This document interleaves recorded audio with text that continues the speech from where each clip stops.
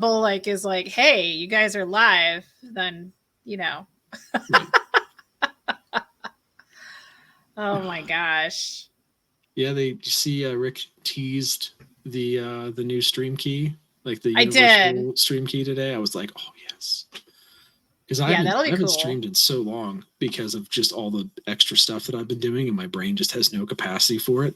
So this is the first thing I've done in like 2 months, Oh my and gosh. it's not even on my channel. You're like, yeah, I'll talk about a movie. Let's We'll talk go. about a movie. Let's do it. It'll be fun. I'll justify it because it's somebody else's channel. It's not me taking the time for me. It's me. It's me participating in somebody else's channel. It's great. Well, thanks for volunteering. I have been literally putting all of my shows together by being like, hey, what do you guys want to see? Who wants to be on it? Well, I mean, so it's interesting, and we'll get into this in the bulk of the show. But like, I actually really love the movie, but I totally understand there are things to criticize. So that's why I was like, I am happy to have this conversation because I think I am both sides of that coin, and we can talk very very honestly about those things. I It's like not all this. fanboyism. That's what I wanted because I felt the same way. So, welcome, Chatham Die Bear. This is the Bear Truth. I have AJ/Night Tide. His link is in the description below the video. We've played Call of Duty together before. Yes. And then I uninstalled the game. I know, and I bought Rainbow Six Siege so we could play Siege, and then we never. Yeah, I might be canceling my Fridays because I'm just exhausted on Friday. But I was talking with the guys about it. It's so funny. I'm just like, hey guys, how do you feel about me like canceling Fridays? And they're like, well, whenever you want to play. And I'm like, do you guys want to do Saturdays? And they're like, just whenever. It's like, okay, so you guys are just down to play Siege whenever it's up. Got you addict. So we still do Sundays at 4. Yeah. But I'm thinking about maybe throwing a Saturday in there, but I don't know. Tomorrow's Friday. You have to do work. I have a church thing Saturday night, so I'm gonna do Destiny earlier in the day on Saturday, and then maybe we'll do some occasional Siege Saturdays. But there you go. Hopefully, it makes it more accessible to people. Yeah. So chat. I was at my parents' last weekend, and I rented. I did not buy. I rented Nefarious because everyone was talking about it, and I was like, okay, I'm actually into demonology stuff, and I'm not going so deep into it that it's a problem, but I'm fascinated by how demons work, what we know about them, and then I tend to watch a lot of interviews with exorcists. So like real exorcists, not those are cool interviews.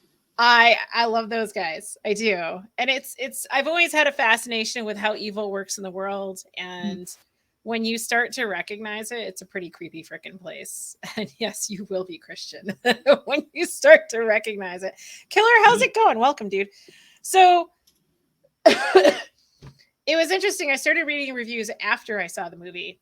Oh, okay. And of course, you have like some of the people who are like, it's right-wing propaganda. And it's all the leftists saying that. I did not feel it was a propaganda piece in any way, shape, or form. It was just, it's a fiction piece. And I thought the deaths were clever because at first I'm like, is he going to stab people? But no, it was actually quite clever with how it was presented. And I knew who the last death was. I think anyone who has half a brain knows who the last death is. Right. Because the demon tells the psychologist he's going to kill 3 people by the end of the night. Chat. So that's like the setup for the movie. And excuse me. The first 2 were socially let's podcast and we can't English. Let's do it. Controversial themes. The first one was when the demon brought up the fact that the psychologist had helped with his mother's assisted suicide. For you in Canada, that's called maid service. And then the second one was his girlfriend she was going in for an abortion at the time that he was there at the prison. And he tried to stop it, but then she was in recovery by the time he called. So that was the second one. And the third one is, of course, the prisoner who was on death row. So I thought the overall idea was interesting. I personally am not into movies that are just two people sitting across from each other talking the whole time, which is Okay. what was going on. Um, I'm not going to get into theology just yet. Uh, and I want to get your opinion on a couple things before I say any more than that. But Okay. the reviews I found were fascinating because when I started reading comments, people and seeing interviews in the Catholic circle, and we're talking like reputable shows, everyone loved that movie. They thought it was great. And even one of the Exorcist interviews I watched, he was like, that's how they are. It was very well done. And then in the comment sections of these videos, people were like, this is the greatest movie. I love it. And one guy was like, I watched it 3 times. And I'm like, what? This is not a 3 times movie. What is going on? And maybe it's because of my fascination that the movie didn't quite hit for me, where someone who's coming in fresh and doesn't know this stuff is going to be like mind blown. Okay. Sure. So, what are your thoughts overall? Ooh, there's a lot. There's a lot. I want to try to stick to kind of in the context of your points. So one, I'll say it was definitely a good watch. Like, it was an entertaining watch. So it's not that it wasn't a good movie. It is objectively a good movie. That said, I thought that the standout performance was the actor who played Nefarious. The supporting cast was all really good, except for his lawyer counterpart. I thought he was a dud. I did not think he did a very good job at all. The lawyer counterpart? Or the psychologist counterpart. Oh! I thought he was terrible. Really? I thought he dragged down the movie completely, because he was so like, I get what he was trying to be, right? He's trying to be like the, I don't believe in anything. I am the face of society, the non-believer, the whatever. And over the course of the time, he's like becoming a believer as these things are happening, right? And that's kind of the whole sub point of the movie, is that, you know, he's just like society. He's blind to all this stuff, and he's kind of getting his eyes opened in real time. That said, I feel like that actor just did not portray emotion well enough for me to believe him. Whereas the character that played the demon and the prisoner, or the actor, it was so good at portraying the different emotions, the different cadences, and his performance was so good that when it went back to the psychologist, right, it was almost just like, wait, flat. Where did it go? Like, yeah. You know, he's like selling ketchup popsicles to women in white gloves, and the psychologist is like, yeah, that's really upsetting, man. You know, like I it's just, that to me was kind of where it fell flat, into where into a lot of the reviews, like, it's such a good movie. Thematically, it's a great movie.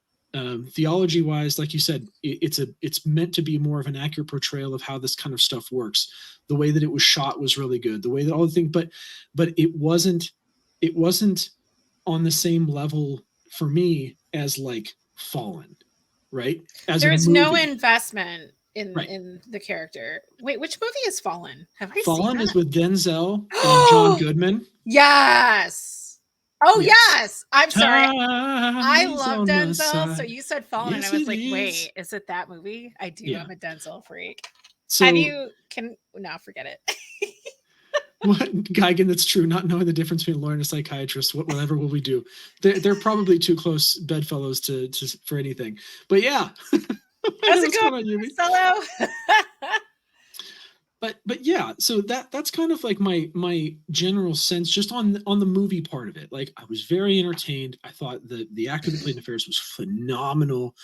The other supporting actors, like the warden, was really good. I felt like the other witnesses at the end were really, really good. I just felt like the psychologist was so flat in comparison that it took me out of the experience when I was watching him, instead of sticking in it the whole time. And to compare it, like, just as a movie, right, just as an entertaining movie, to something similar with like Battling Possession, like Fallen, where you have Denzel and John Goodman.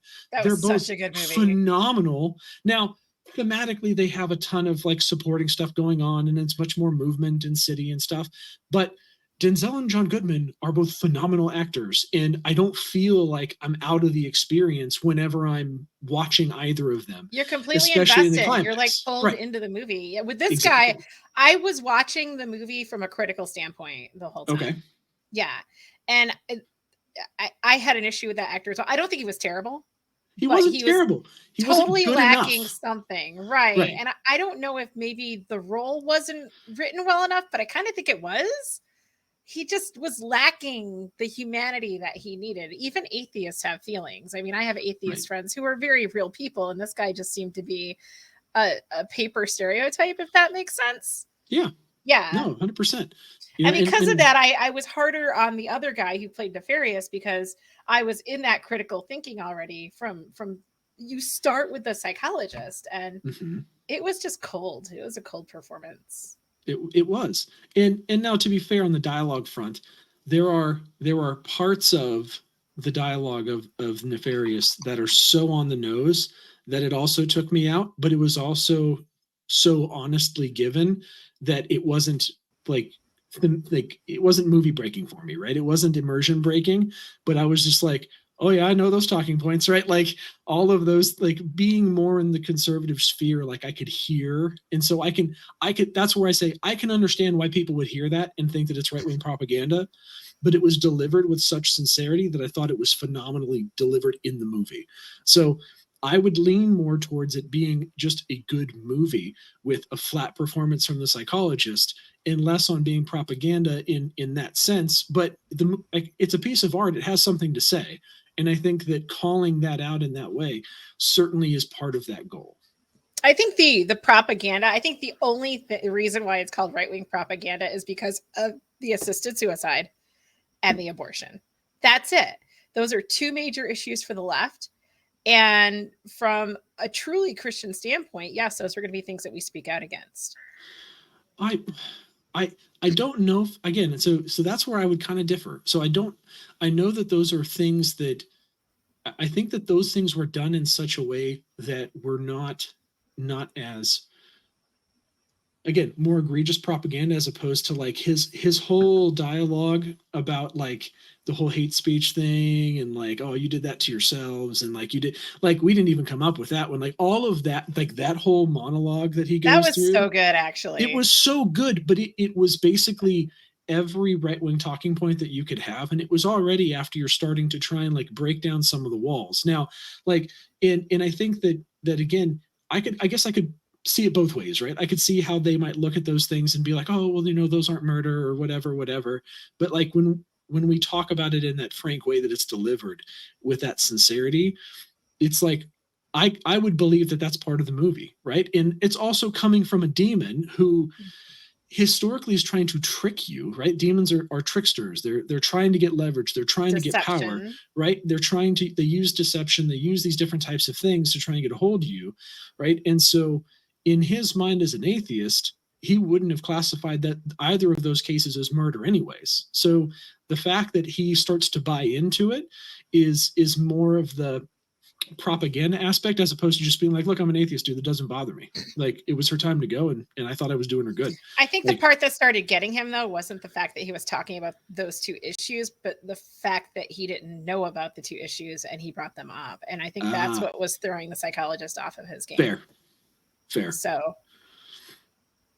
Yeah, again, either way, I can see those things, but the thing that the piece that felt like really on the nose was just that monologue. I was like, I actually okay, forgot about that until you brought it up. That was actually well done. oh, it was super well done. It was just like everything, like all the different We're pieces of like, so good at screwing things up. We really yes, are. It's kind of like I'm friends with a Tim Castwriter on Twitter, okay, and he posted something about why men are. He's like, is it any wonder that men are following people like Andrew Tate when they have like this third and fourth wave feminism? I'm sick of hearing the third and fourth wave thing. Look, things are out of control in our society. Stop labeling everything.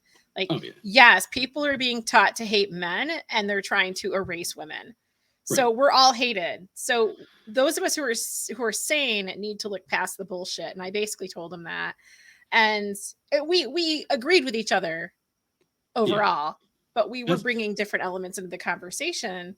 that's a whole other can of worms to unpack in those things. But I agree Well, with and I you. don't want to unpack No, those no. things per se, but it's like the point is that you have people coming into this conversation who are creating a problem where a problem doesn't exist. And the And worst thing that yes, men and women can do is think that the other is the enemy. right. I mean, you've So, got, I mean, you've got obviously like louder voices in the space, right? And now you've had kind of your Daily Wire conservative folks for a while, but they don't typically fuel into the masculine feminine thing as much as they oppose gender ideology and transgender ideology and those yes. like Yeah. higher concepts. But then you got people like Andrew Tate, who, in my opinion, is more of a grifter who's presenting the worst version of a man that's successful because it's the most seductive, right? It's do all the things you want to do and get rich while doing it, and you'll be super happy. And Well, there's and he's no bigger making lie money to off of hell, entertaining. right? And his the Second wave men's rights activist. yeah, or the second wave men's rights. But like but his whole message is ultimately toxic to the people that it's reaching because it is deceptive, right? And it's downplaying his own lack of moral character because he doesn't apologize for any of the stuff that he's quote unquote done before, how he got his money. And now he's trying to tell people, oh, just, I pimped a whole bunch of girls on a webcam and stole a whole bunch of guys' money. And aren't I awesome because I work out? And it's like, whoa, whoa, whoa, whoa, time out. No, no, like you are no one's role model, dude, like at all. I will take, Warrior Poet Society. What is it? John Lovell. I'll take 50 John Lovells over an Andrew Tate any day, right? Like because there's a difference in just philosophy, but it's the same thing on the women's side. I know I've been seeing your posts about that stuff, but like, yeah, you have people like Pearl who just kind of ruffles feathers, and I don't disagree with a lot of stuff she says, but in the same way that Andrew Tate does, she also like takes it too far to stir up controversy to stay relevant. And it's like we see through that. We have had content creators that have dedicated content creators now and has been a public offering to be a streamer or YouTube or whatever. Like we can smell the BS when it's coming, right? When Yeah. you're spewing it. So like I get that there are certain things that you say that are true, and it's good to bring attention to some of those things, just like there's things that Andrew Tate says that are true. Then there's the rest of it. And it's like you have to be discerning to be able to take the good with the bad, or it's not helpful to you as a person. But there's all these people that are buying into this stuff, and it's just like anything else. It's like, yeah, I want to advocate for people that are spreading the right messages, but at the same time, like we have to still be discerning. Like you can't just say, oh yeah, well they said the one thing right time, so they're on our team. And it's like, no, no. You have to I be love free Daily thinking Wire. individuals, please. Marcelo, I absolutely love Daily Wire. I usually have a subscription, but I can't re-up any subs for a couple months because money. But nah, they do great work. And what I like about Daily Wire is it's not delivered seriously. Like the delivery of especially like Matt Walsh and Michael Knowles there is a humor there. And Michael Knowles, I didn't like at first. And then I started getting hooked into the stupid yes or no game videos, and then like the dictator trivia with Michael Malice. And when I watched a few of these, I started to figure out Knowles' personality, and I was like, oh my gosh, I love this guy. Yeah. And someone the other day pointed out, he's like, yeah, there's like this Michael Knowles cult. And I'm like, what do you mean? And he says, anytime Michael Knowles is on someone else's show, all of the Knowles people go there and they're in the audience. And I was like, oh my gosh, I'm part of the Michael Knowles cult. Wait, it's like Knowles has his own sweet baby gang. Is that the thing now? Like, yeah, you know what? He needs to come up with a name. He does. Yeah. He needs to have his name, right? Yeah, and I don't know. The whole evolution for me. It's like I grew up in a very like Democrat household politically. Always Christian like household, but very Democrat leaning, very very liberal thought process, all these kinds of things. And I went to college in I've always been more free thinking independent. So I didn't like to I don't want to be put in a box. So I've always been more independent. And the older I get and the more into actually when I started becoming a firearm owner and all of those kinds of things that go with it, that's when it kind of really opened my eyes to more of the narrative driven media and the things that I was consuming and the messaging. And it's like now that I see it, I can't unsee it. And I hate that because it's hard just to watch anything and enjoy it. You know what I mean? Yeah, a And lot of things that's aren't meant to be that way either. Everything has right. an agenda, and it's like, can we just have a fun show now? Well, so I'll give you a perfect example. I went out last weekend to a drive-in theater. It was like a Scouts thing. So we go to a drive-in movie theater and we see the Ninja Turtles movie, and and the Ninja Turtles movie was fine, but there's so many little parts of it, and I say little, but there's so many parts of it that just bother me consistently throughout the movie, like the language. Like they're always saying like, "What the hell? What the hell? What the hell?" And I'm like, "This is a PG kids movie for kids that like Ninja Turtles. It's animated. You can't even play it off like." Oh, well, this is live action Ninja Turtles where they're teens. And so they have a little spicy language. Like, no, you animated this thing, right? Like, and you didn't market it like The Simpsons or like, you know, any of the other more of adult cartoons, right? You marketed it as a kids movie. And then you throw all this language in there and it's like, no, that doesn't sit right with me. And then there's one scene I keep bringing it up because it really bothered me. The character design for Bebop had pierced nipples with nipple rings. And I'm like, what the hell? Why in a PG kids movie do you have to have something like, and they do like a panoramic show as they're introducing the character over it. And I was like, why do you do this? And the only thing I can think of was a Seth Rogen movie, and they're just trying to like, you know, put as much crap in there as they possibly can. And they think he thinks that like parents aren't going to notice, or they're just going to put up with it. And now they're all of a sudden their kids are going to be saying what the hell all the time. And he's probably getting high. I think it's super funny. I'm like, it's not funny. Like I don't want this crap in front of my kids. I just want to be able to go to a movie and enjoy it, but I can't because I see all this stuff and I don't just dismiss it anymore as like, oh well, it's whatever. I'm like, no, I don't want to support that stuff. But it's tough, you know. It's a tough thing anymore to look around and actually consume media or have media that you feel is just appropriate, even for me to consume. You know, like another example is the show The Boys. I actually really like season one, but it's really borderline. Season two is like way over the top, and I like the show enough to be invested in some of the storylines, but it's so graphically over the top in every way possible, from language to gore to sex to everything, that I just don't want to stomach any more of it. So I I haven't watched it. same. Yeah, You know, I've had so much violence and sex and just everything in TV that right? when people are like, "Die, you need to see this." I'm like, "No, dude, I stopped watching TV several years ago. I'm done with it. I have no Right. need to watch it."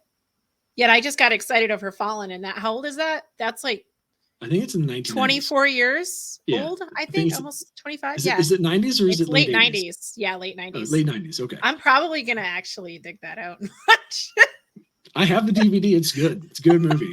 It's a good. I was watching Waterworld the other day. Kevin Costner. Everybody bagged on that movie. That's a great movie. I I love it. can't His stand ship is Shapiro awesome. either, Mark. I really don't like Shapiro, but it's fun watching other people debate him. Also, Oh welcome, Mark, Marcelo, Condor, Native. Just wanted to say hey to everyone who showed up. Thanks for being yeah. here, guys. What's up, All right, all guys? right, all right. So there's one part I Back in the wanted movie. your opinion on before I said something. Okay. What did you think about the scene with the priest? Uh, are you talking about the scene where like the priest comes in and then he basically like leaves because he Yeah, doesn't want to deal with it? yeah. I thought it was very interesting.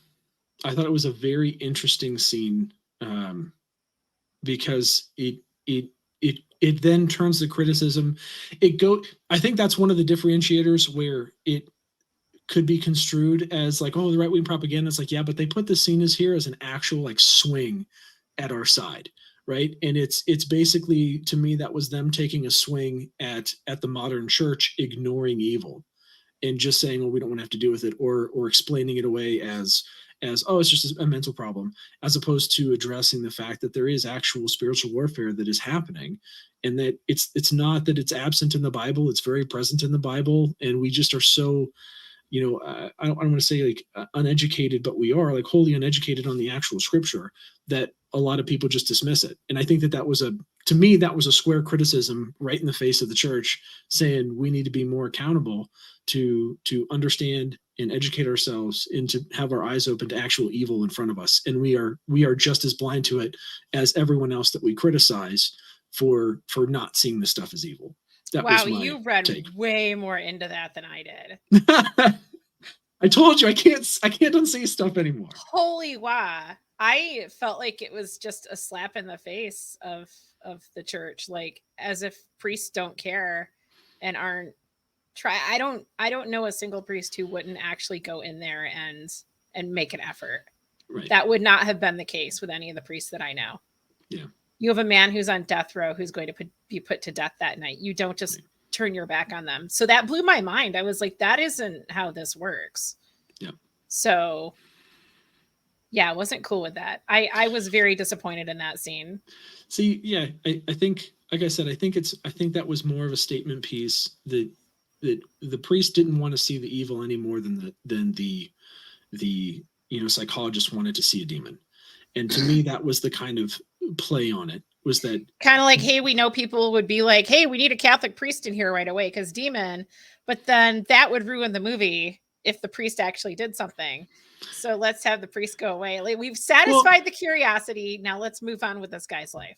Well, like it would, I don't, like I said, I'm trying to, there were other instances that knowing that the movie was made from a perspective of demons are real and we need to acknowledge evil in the world, and that it did have a message, I feel like I have to give them the benefit of the doubt when they put that stuff in there to help us to be more of a statement than just a slap in the face of the church. Like that's kind of how I feel. Like I was watching a show with my wife recently called Hijack. It's on Apple TV, and it's got Idris Elba, who I love as an actor. I think he's phenomenal. And it's basically about this plane gets hijacked. And there's a scene in the first episode or the second episode, one of the two, where the plane gets taken over. Spoiler alert, how it happens like the first hour, you're done.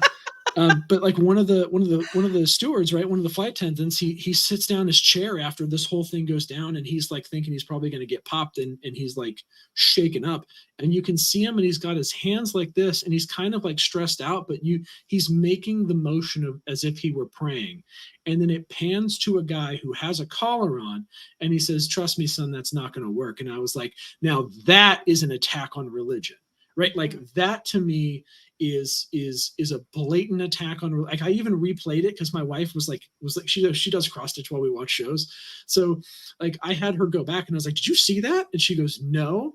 And so she was like, that's uncalled for. And I was like, exactly, like that's the stuff that I feel like that's a genuine attack, right? Like that's a genuine downplaying of religion in trying to make it feel like even the people that claim to be religious aren't, and that's where. But in this context, I felt like it had a deeper meaning of the fact that the church today can be just as blind to evil as society, because we have, I don't know, I've been going down a deep rabbit hole, Di, so this is going to be an interesting conversation. I'm going to stop you because you already stated it all, but I think it's interesting that you and I have two completely different takes on it. So yeah. What did you think about the end of the movie when I forgot who he was talking to. The psychologist was talking to it was freaking Glenn Beck. That's who he was talking to. Oh, yeah. The end of that was interesting. And he was like, do you believe in God? And the guy just doesn't know. Right. How did you feel about that scene? Again, I think that's where the psychologist actor for me just like flopped. Like that could have been a powerful scene, even if he's still like Glenn had a better performance by far. Right. But because he got to play himself, right? Like let's be fair. Alert. Spoiler alert. He gets to Glenn Beck gets to play Glenn Beck. But like I feel like the psychologist actor just didn't deliver up to the performance that we needed, because it felt this is a better way to characterize it. I felt like everyone around the psychologist was in a blockbuster and that guy was in a Hallmark original. Oh, does that make sense? Slap in the face. I'm just being brutally honest. Yeah, you're right. I watch them all the time. Or like most Christian movies, dude. Most Christian movies are horrible. Right. Like, I mean, like, again, I remember when like Left Behind came out and it was like, oh, Left Behind. And I'm like, these aren't that great. Like, like to me anyway. But okay, there's actually one that I love. Have you seen The Case for Christ? No, I haven't seen that one. Recommend. Great movie. Right, bought it, watched it many times. My family loves it. Great freaking movie. Acting is really good. Takes place in the 70s, so you get to look at the cool hair and costumes. Cool yeah. But yeah, I highly recommend. But hey, I just feel like his performance was flat. And Yeah. because that could have been a really powerful moment, even if he's just like, look, man, I just don't know. Like I had this thing happen to me. It's shaken my entire world. He told me things that I shouldn't have, but he wanted me to do this, and so I'm doing the opposite. That has to mean something, right? That could have been powerful enough, but he was just so like, like you could tell he was acting, and that's not how acting is supposed to work. And I think that was part of what just like took me out of the power of that potential ending. And it just felt like kind of Glenn Beck playing against, somebody else completely, not ready for that conversation. I don't know. It's just weird. Marcelo says, I think the liberal priest was one of the best parts of the movie.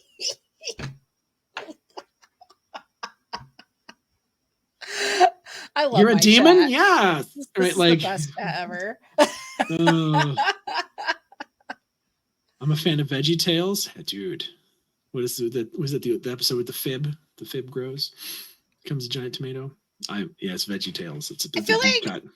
I feel like this is the kind of movie though where they could have moved you emotionally, and I did not.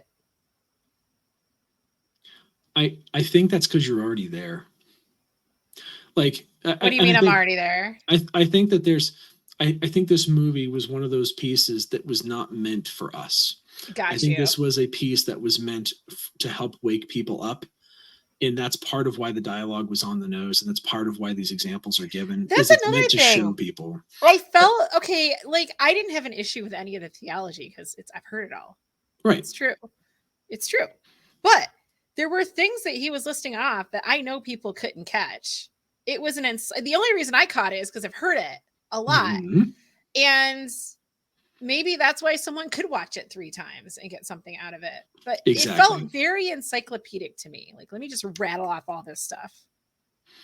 Yeah, I mean, and that's part of, I think that's part of the brilliance of the writing of it is for people that aren't us, that aren't familiar with the talking points, that aren't familiar with theology, that I should say that aren't like us, right? That don't have that background going into it. They're watching it and they might feel just like the psychologist, right? Like, oh, maid service putting them to death. I mean, I guess that technically fits the definition of murder, but that's not how I view it. And abortion, well, obviously I don't think that that's murder, but like then there's all this other stuff. And it's like you start to hear the ring of truth to the things that are being said, and it makes you think deeper on stuff. And so I think it's giving them additional things to go down that rabbit hole of research, which is ultimately, I think, where people have to get to pull themselves out of the kind of, constant noise that we're in. You have to take it upon yourself to back up your own opinions with some research, and actually take the time to go and do that research to have an informed opinion. And that's such a thing that feels uncommon today, right? Like back when I was a kid, they were saying common sense isn't common. I feel like people aren't interested in things anymore. Right. It's very it's sad in a lot of ways. I was actually thinking about this recently, just because I've gotten my kids into scouts and stuff, and a lot of that was to get them more, away from screens, and get me away from screens and doing things and developing more practical skills. The more I do that, the more I want to be doing that, right? The more I realize that the entertainment that I fill up my time with is I don't want to say a complete waste, right? But it doesn't feel like as valuable or productive as something else that I could be doing. Mm-hmm. And I've been forced to think, as I was reading Leviticus. That's where I'm at right now. That's a tough read, dude. Dude, Leviticus. I'm just going to be honest. From a reader's perspective, Leviticus sucks to read because it's all law and Numbers sucks too, dude. Well, I am going right there next. I actually I read the first 5 books on my own, and then I went through and did it all over again in the Bible in Your podcast. And once Father Mike got into King, no. When he got into Samuel and Chronicles, so King David, that got good. Well, I'm going to go back and read that. Yeah, it gets good. But the thing that I'm drawing from Leviticus that impresses me is the detail. Right, is how much details in the book about pieces and parts of animals, about sizes and shapes and elements and fabrics and those different types of things, like how specific things are. And it reminds me And I think that we have the hubris of modern age where we have all this technology, we have all this knowledge, we have medicine and science and all these things. But the common person has access to the benefits of technology that they don't understand how it works. Whereas back then you had people that were farmers, you had people that were shepherds or any number of trades, right? Were doing all kinds they had intimate knowledge of that thing. And it's like, well, what did they do with their free time? People read if they could, right? Or they went outside and like were out in nature learning things about nature. And so that it makes me think about how I spend time relative to how other people would spend time. And in those types of eras where either they didn't have entertainment to fill that space, and like what would they do? How are they elevating thought? How are they continuing to educate? How are they keeping themselves busy? And what are they spending time on that might have more intrinsic value than what I'm doing watching a TV show, right? And I don't know, it's very interesting to me as I ponder these things against like looking at scholars and past scholars like Aristotle and Galileo and all these people. That's like, well, all they had to do was time to read and think. They didn't have all this noise coming in to intrude all of their thoughts all the time. So when I It's interesting. read through the first 5 books, I read it I have a healthcare and a science background, Okay. and one hell of a science background. And what I found fascinating is everything in the book. You have your rituals, but everything that you're to avoid protected you from everything that would make you sick. Yep. Now, and yeah, we can have bacon in under the new covenant, guys. We could do that. You couldn't do that then, but you also had a parasite issue, and now we know what to do to protect ourselves from that, for example. But there are two types of laws. You have like the ritualistic law, and then you have the natural law. And the Yep. natural law has never changed. And that's what they're trying to. That's what these fringe groups are coming after the Catholic Church for now. They want to change the natural law, and it's like we can't do that. No. Sorry, Right. but that's not sorry, actually. Yeah, not sorry at all. In fact, And that really stuff happy isn't with how good this for stuff is you. going. Like, Right. come on, come to the good side. Yeah. Well, and that's another point, right? You read through just like how all of the habits and again, it's funny to go back because it you hear all the time about like the passages of Leviticus that condemn all these different things, and I'm like they don't really condemn them, and I'm like, no, it's pretty clear. It condemns a whole host of different things. There's no reading into that. It didn't condemn. It totally does. But to your point, it was all for the sake of understanding how to be the most harmonious community. Because if you were doing these things, you were either getting disease, or spreading discord, right? Mm-hmm. Or presenting yourself with potential openings for genetic issues and all the different types of stuff. And it's like all that was understood back then, which continues to lead credence to why the Bible is an amazing book or series of books. But like those are all things that are again inherently true and timeless. But I digress. But it's just kind of interesting to think through all of those different pieces and how we actually spend time and think. Whereas now we have to really think over time on how to again be discerning between the stuff that we're consuming and the messages that lie within. So much of it is becoming, I think, more overt over time, but I don't think it hasn't been it's been slowly building over time. Our tolerances to, like you say, sex and violence, like a show like The Boys could not have been made in the 50s, 60s, 70s, 80s, or 90s. Like even the slashers back in the day were nowhere near anything that we have seen in modern era. Things like and shows that I actually enjoy, like Spartacus and and The Boys, like and there's a whole host of other shows that I'm not going to drudge my memories to think of, but that are just over the top in all ways that they possibly can be, and it almost feels like for the sake of it.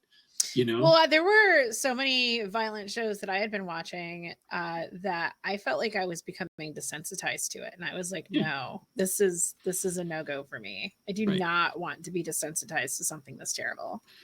Yeah. Well, and it's like anything else, you know, the closer you get, the closer you let yourself get to God, because He's always right there. But the closer you let yourself get to God, the less you want to be a part of that stuff. And it's very true. I find myself less and less interested in watching shows like that or participating in you know, media or entertainment or games that are constantly presenting a lot of those things. I just don't desire it the same way that I used to, or get excited by it by the same way I used to, because it's now, it almost disgusts me, and well, it does in a number of ways, but that's kind of the point. Native says, I made a joke for one of my religion course teachers back in the day. I told him that, or her, he can't figure out what it is, that I was thinking about becoming a Jewish rapper named MC Maccabee. MC Maccabee. Love it.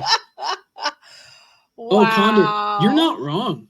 You're not wrong, Condor. The Old Freaking Testament love you, Native. is super violent. Like that, not gonna lie to you, that's another thing that is, you know, again, going through Leviticus, and like by human beings running away from God over and over again. Well, like, but I mean, like the ritual sacrifices in the you know, in the tabernacle, right, and in the like in the altar, that's some it's gruesome. Like, it's, now, to be fair, it's no different than what you would do at a butcher, but like it's still when you're reading, like, wow, this is like really in depth, you know, or it's like, hey, we're gonna go to the land of Canaan and just slaughter everyone. It's like, okay, moving on, you know, like it's kind of funny. NC Native, we're familiar with the Apocrypha. that's a series of books that's still in the Catholic Bible. We're Catholic. Yeah. My Bible's Catholic. Out. My behind me, they have that. They have all those things. Yes. It's over there. I can grab it. But yeah, so I don't know. It's interesting. It's interesting the way that kind of gets portrayed. That's so funny. Oh yeah, we're both Catholic, guys. I wasn't always, but I am now. I mean, so. You are now. That's right.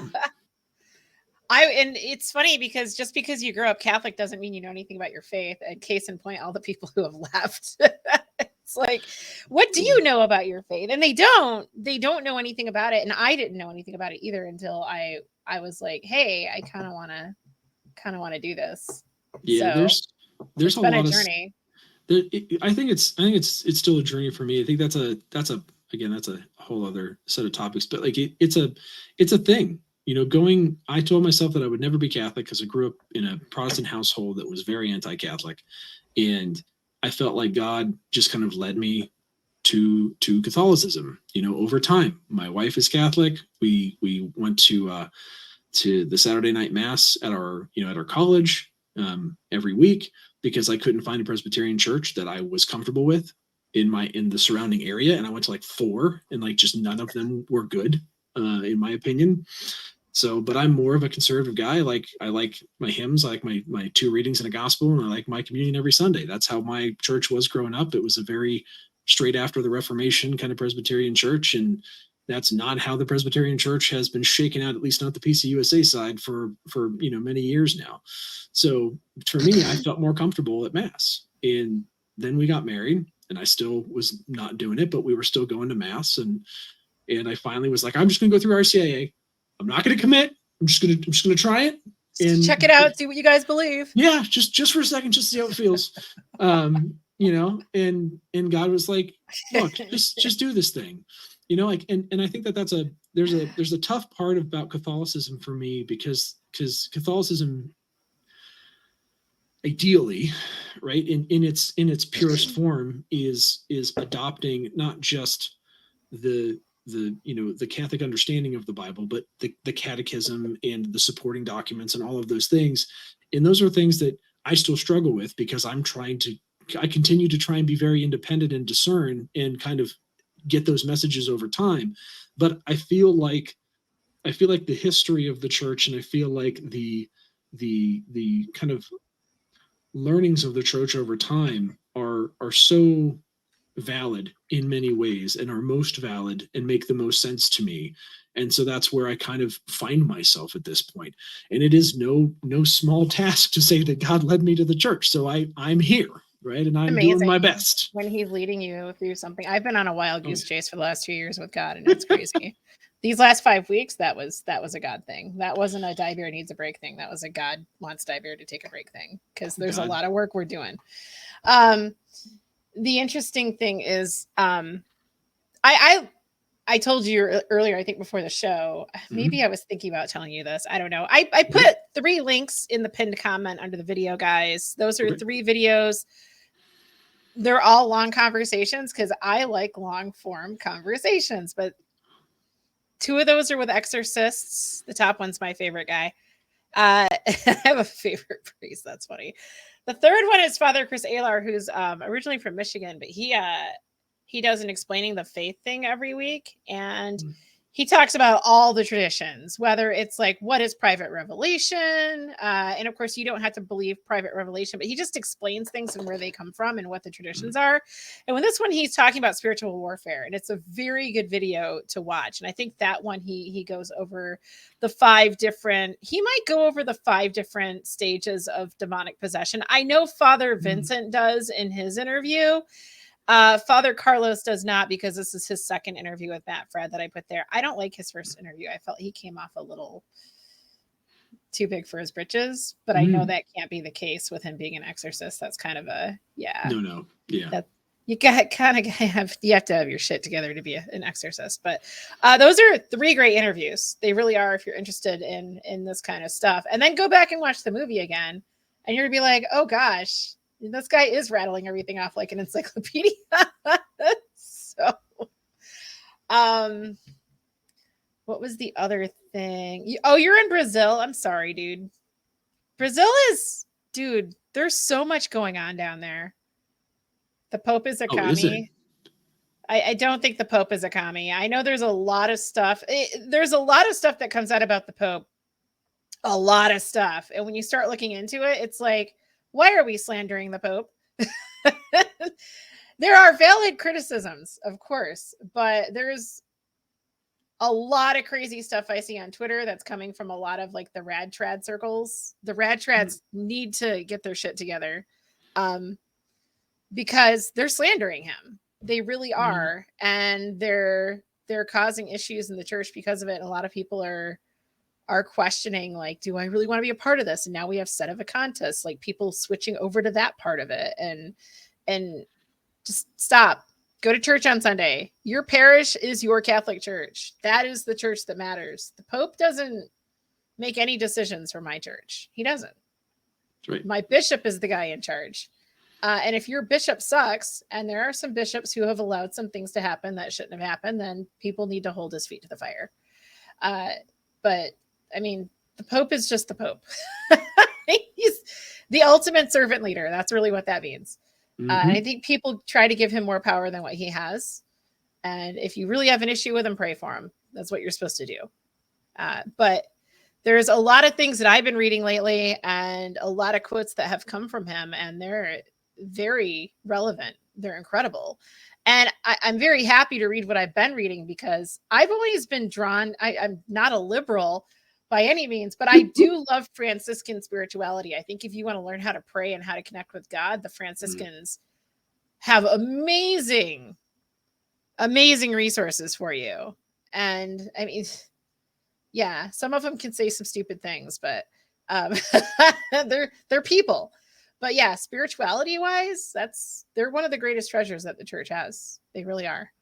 Yeah, there's a lot of really neat. He's from Argentina. Yeah. That was actually one of the coolest things for me during RCA was kind of talking about how to pray, right? Because RCA is typically meant for those that have like no spiritual background whatsoever. So for me going into it, having been Protestant, like, and also being like in a very traditional church, I already knew most of the responses. I knew the creeds. Like I had a very good spiritual education. And so, going into that, it was interesting because I was basically just trying to figure out where these pieces of the puzzle add in. But one of the cool things that stood out to me was about prayer, and how about, especially in I think just in more your average Christian setting, right? We'll do a prayer, and a lot of it's like we're taught to pray for things for us, right? And we pray for other people, sure, when they need help and they need prayer and all those different things. But the twist from the RCIA is that don't just pray for you, don't just pray for someone else. Pray for everyone in that situation. Make your prayer bigger. Expand your prayer, right? So it's like if I'm praying for safe travels on my way back home for a trip, hey God, I'm praying, please protect me in all those traveling today as we make our way. And it was the coolest thing is like there's no better way to piss off Satan than to pray for everybody, right? Because God answers prayer. So if you pray for everybody, right, you're This is not a just covering defiant your butt, Christian here, right? chat. You're Yeah. not just You're gonna praying for piss off you, Satan. you're gonna pray for everybody. But it's the truth. He was making a joke, but it's the truth though. It's like God answers prayer, and if we can think beyond ourselves, to other people and start to pray beyond ourselves with each of our prayers, as we think of things we need for us, well, other people need them too, right? And start to pray for all those that have those same needs, even if you don't know who they are. That prayer has more power. It's a pretty neat kind of concept to go to, but it just showed me the infancy and the self-centeredness of which I experience my faith. And while faith is a very personal thing, I think that there's an element that is communal with the church, not just your local church, with the church as a whole, right? And in at least the Catholic Church, the church militant, right? Everyone that's here The on one earth. body of Christ. Yeah. Right.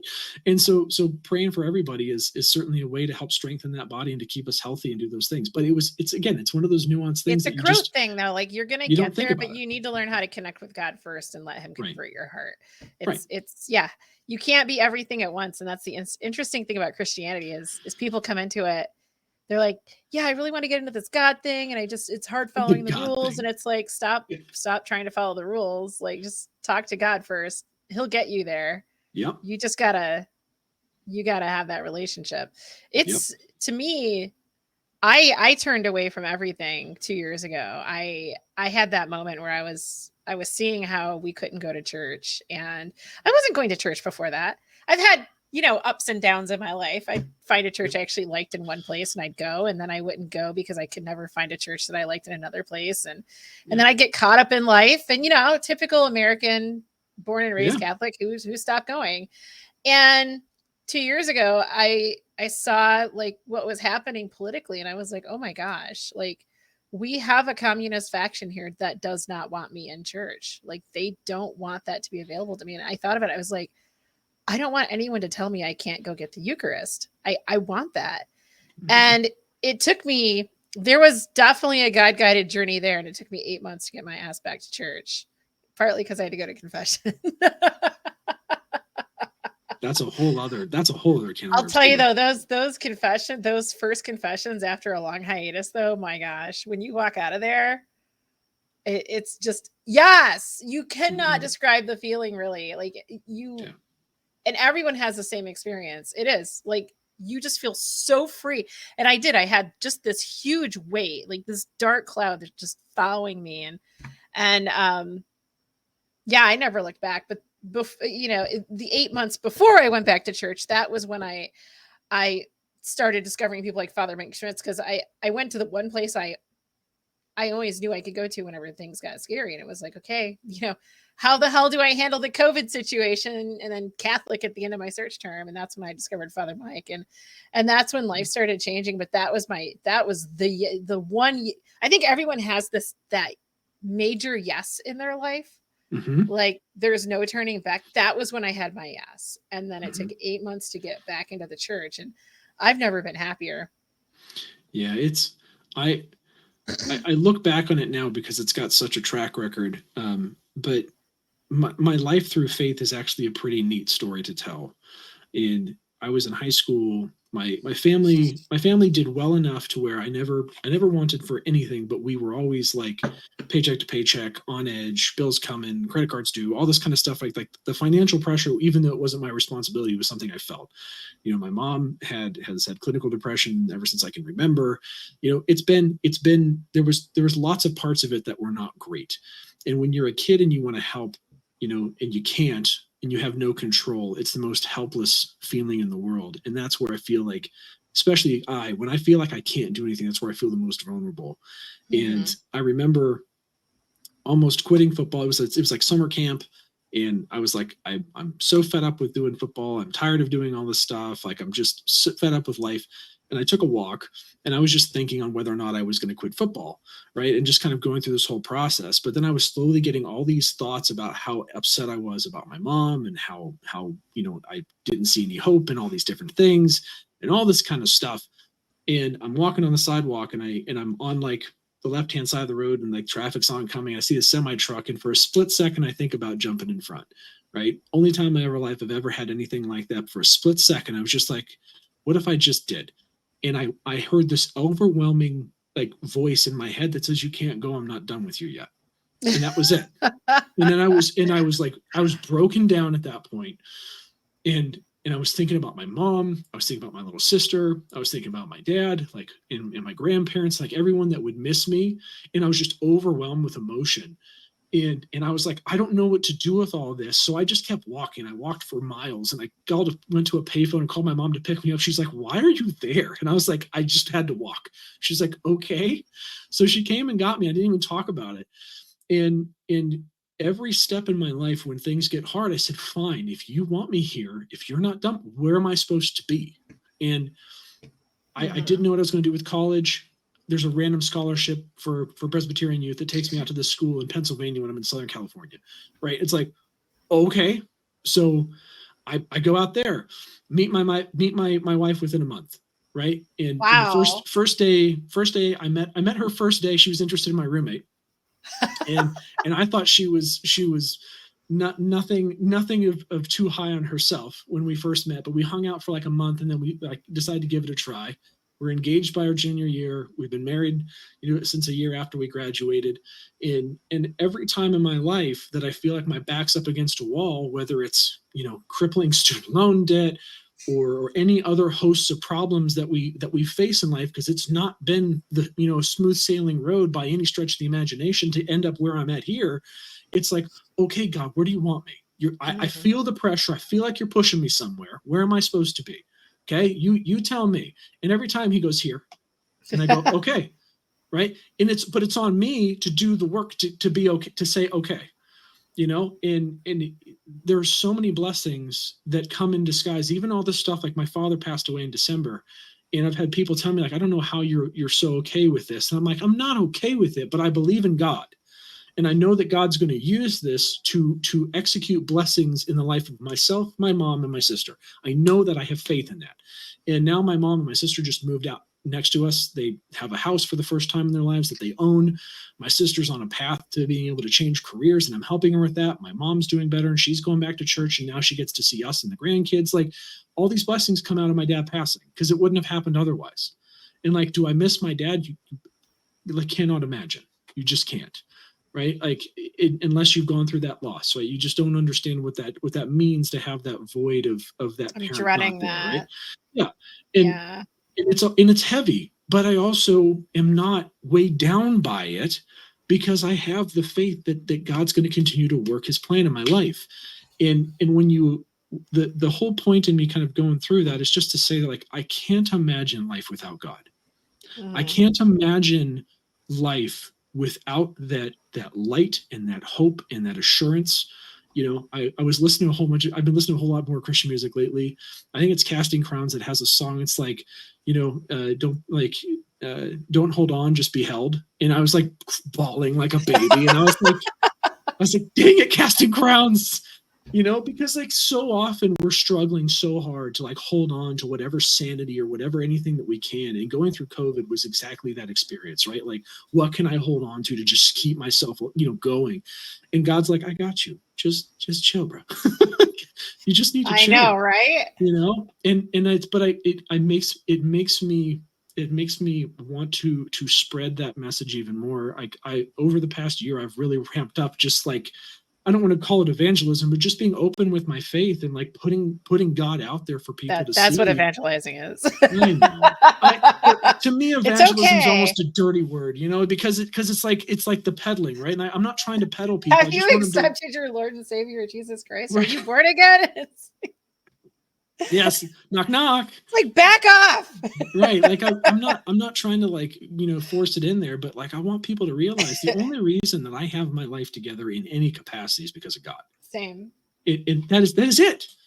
without him, there is despair, there's defeatedness, and that's even with me being an extraordinarily hardworking, I will keep hitting the wall till the wall breaks and I can get through kind of person. It still doesn't work without God. It doesn't work without my marriage, doesn't work without God. My being a dad doesn't work without God. Having the things that I have in my life going for me right now does not happen without God. And without presenting those opportunities, right? It just isn't there. And so that's that message that I wish more people would understand, because other people have the right to that hope, right? Because here we go again. Jesus died for all of us, right? Like you have just as much claim to that as I do, and you have that hope within you just as easy as I do, and that's what's so powerful about going back to like the Nefarious movie is it's just, I think that it really highlights the despair of humanity without God. That's what to me what that ultimate kind of overarching theme is you have a psychologist who just believes in the science. He doesn't see the evil sitting in front of him until he is possessed by it, and even then he doesn't believe it, right? You have the instance, and I totally forgot about that instance with the priest where they brought him in and he was like, I'm good, he's just a nut job, let him be gone, right? Like that whole piece, right, is just like not willing to acknowledge that evil either. And ultimately it's just like there is despair without God, and we need that message in our life to bring hope, else it all falls apart, which was the demon's goal anyway, was to just say that, hey, God doesn't exist, or he's abandoned you anyway, so why don't you just party it up, right? Honestly, I think evil in this world is the greatest testament to the existence of God. Amen. Amen. Look at how many people, especially in the creator space, have been converting to Christianity just in the last 2 years. They're seeing what's going on. They're getting involved politically, and they're like, "Holy crap, no!" And then they become Christian, and they're like, "I'm so happy." It's like, yes, because you're being guided by truth. Yeah, and that's the scary part. And again, that's the thing with Nefarious. Like you said, it's like an encyclopedia, but it's like the demon spouting truth because he doesn't have to lie anymore, right? That's the I think that's part of it. But the interesting thing about demons is, and you see it in our society. Like look at the people who are pushing the culture of death, and look at how absurd they've gotten to be. This is what evil does, though. Evil is so full of pride that it pushes so far that it becomes obvious, right, to most people, and that's what we're seeing. So maybe it had to go this far. I don't disagree with you. Yeah. Well, we're starting to finally see people, like regular people, waking up and pushing back. Like the thing that has been one of the most scary things to me being as a parent is kind of the radical gender ideology, because it's so confusing. It's so confusing as an adult, and to try and foist that on kids, and to have so many adults like just willing to just willy-nilly, we're just gonna, oh yeah, no, that makes sense. There's a lot of robots in our culture. Yeah. Like, how does this make sense to you? Exposing your kid to this? Why are you pushing your kid into this? Right. Because if you do any research whatsoever, like unbiased research, not anything, you realize this is bad. Dude. Yeah, I was a tomboy. It's bad, and it doesn't make any sense. They would have tried to convert me. I never thought I was a boy. No, but because it doesn't make sense. Like this never would have flown, and I feel like all of the people are finally starting to do, like, you see like the whole like Leah Thomas thing, like kicked out of because can't swim in the NCAA anymore. That happened just this past week. So we're starting to see that, like, finally sports is starting to recalibrate. Affirmative action's been ixnayed, and now they're going after DEI. Yep. I hope they win that, dude. We have that I work for a Fortune 500 company, and so that's deeply entrenched into our corporate culture. And same. Fortunately, my temporary assignment right now, I'm so focused on just being in my queue and supporting my staff that I don't have I can't get involved with that stuff, and I'm so happy that I can't go to the company meetings. Yeah, it's certainly a trip to see just how like pervasive that stuff is. It's like you're in a town hall meeting and you see like people so many questions, and it's like, how do we advance the position of this racial group or this gender group? From the very beginning, when I took this job, really, I almost didn't take the job because the signature had a place for pronouns, and I was like, I hope they don't make me put pronouns in it. No one has ever brought it up. You either put them in there or you don't, but there's a place for it. So I was happy with that. And then all the HR videos Oh my gosh, dude. It is the biggest commie bullshit I've ever seen in my life. All of them from day one. Yep. Like, stop with the commie stuff. Yep. Stop with it. And then we have like these social groups. Like, I'm part of the veteran one and the women in business one. What the hell was I holding? Oh, I was playing with my brush. I'm like, why do I have dimples in my hand? Is that the What? ERGs, the I have like employee a resource little. groups? Oh, for the ours are called ACT groups. Mm. And they're like social groups for like getting ahead basically. Yeah, I And don't they're have all one. focused on your victimhood rather than like There's not camaraderie. a Christians one, and there's not a there's not a pale people one. Dude, So I don't think you could have a Christian one though. would we upset some people if we had one? No, they fight, dude. Christians fight so Oh, I know. badly. Oh, Oh, it is fair. you can't do it. That's fair. I we have again, we I have fighting within the Catholic Church, and then you like throw oh some yeah. Protestants in the mix, and then you have different kinds of Protestants, and they can't get it's nope. Oh yeah. Well, yeah. We got. Did you? I And then know you you've get the seen it. atheist who doesn't believe but has to be in there and mess with you. Like it Well, would be the well. biggest shit show. So you bring this up right about the church, and I know specifically because he was a Catholic priest. I think that maybe is why it hits a little more personal.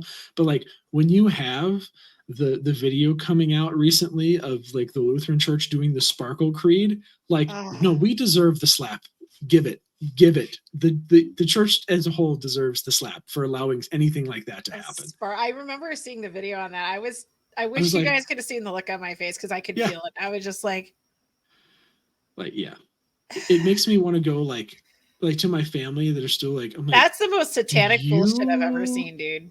approve It of is. this? Because this is not of God at all. Like, no, that is false teaching at its finest there, because none of that rings true, right? Like, it's not so out there. Like But there's yeah. a lot of Christian churches that support divorce, Mhm. homosexuality, and what else? Well, hell, just divorce and homosexuality alone will get rid of 90% of the churches out there. Like you cannot call yourself a Christian if you support those things. You can't, guys. You just can't. We don't make the rules. And to address the nuance there. That's what this channel used to be, Condor. If you want me to do reactions, there is in my Discord, and my Gilded is like my Discord, or you could just send it to me on Twitter. Did I get rid of it? There was a channel for videos. I must have gotten rid of it. Just be like, Diebeer, can you do a reaction to this? Right. Yeah, it's on that topic. The thing that I think that it is also one of the kind of evils of communication there. Give me 1 second. Yeah, I think my first 3 videos on this channel are reaction videos. Sorry, my kid, who should be asleep right now, was trying to come here. I was like, get out of here. You're supposed to be asleep. Go away.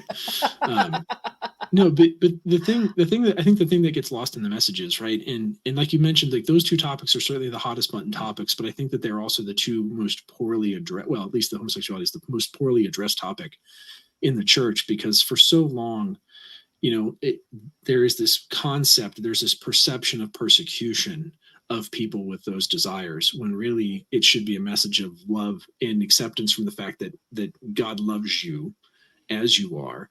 But as you grow closer to God, you're going to not want to do those things that God has said are bad for us, right? And you have to get those desires in check. And that may not be fair. That may not feel great to hear, right? But that doesn't make you any less worthy of his love or our love or his grace.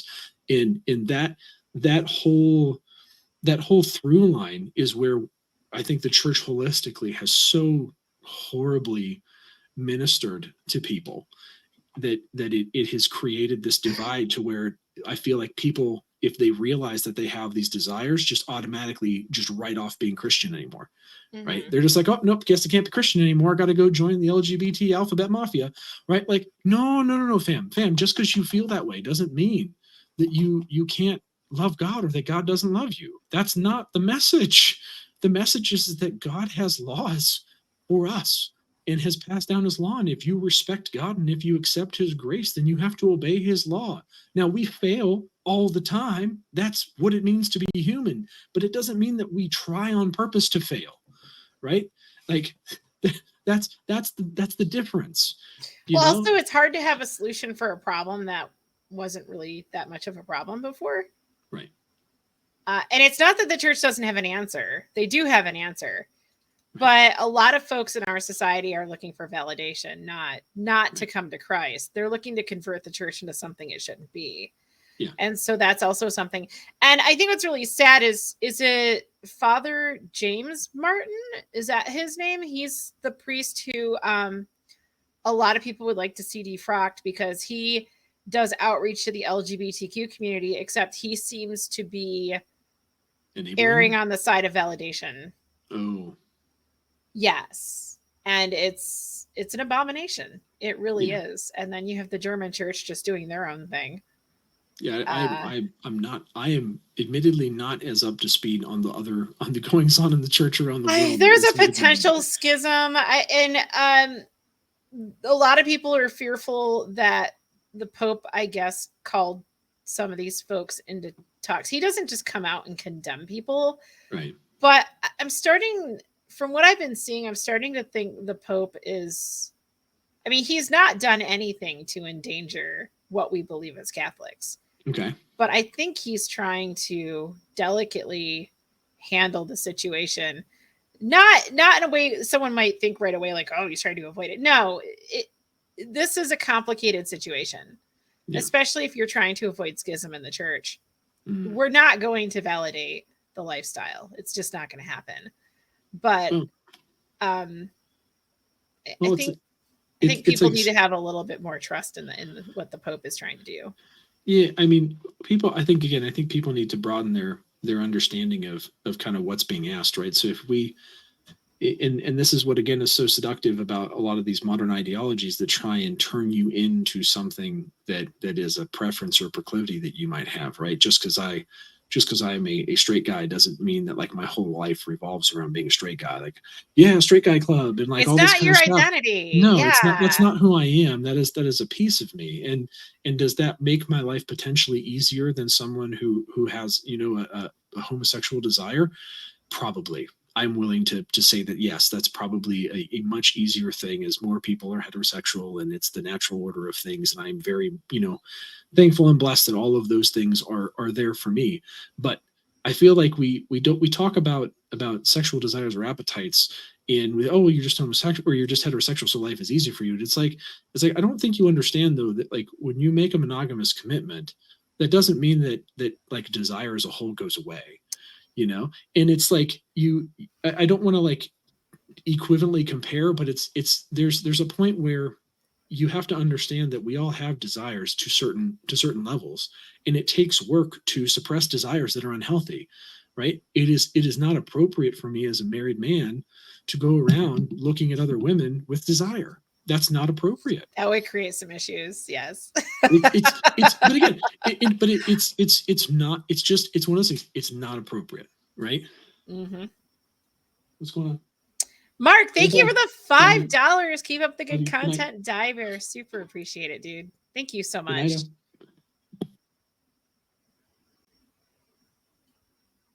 I'm trying to. Sorry, wrangling kids. But my point is like those are not healthy desires, right? And there are places and people in the world that are like, oh, you should just act on those desires. It's like, no.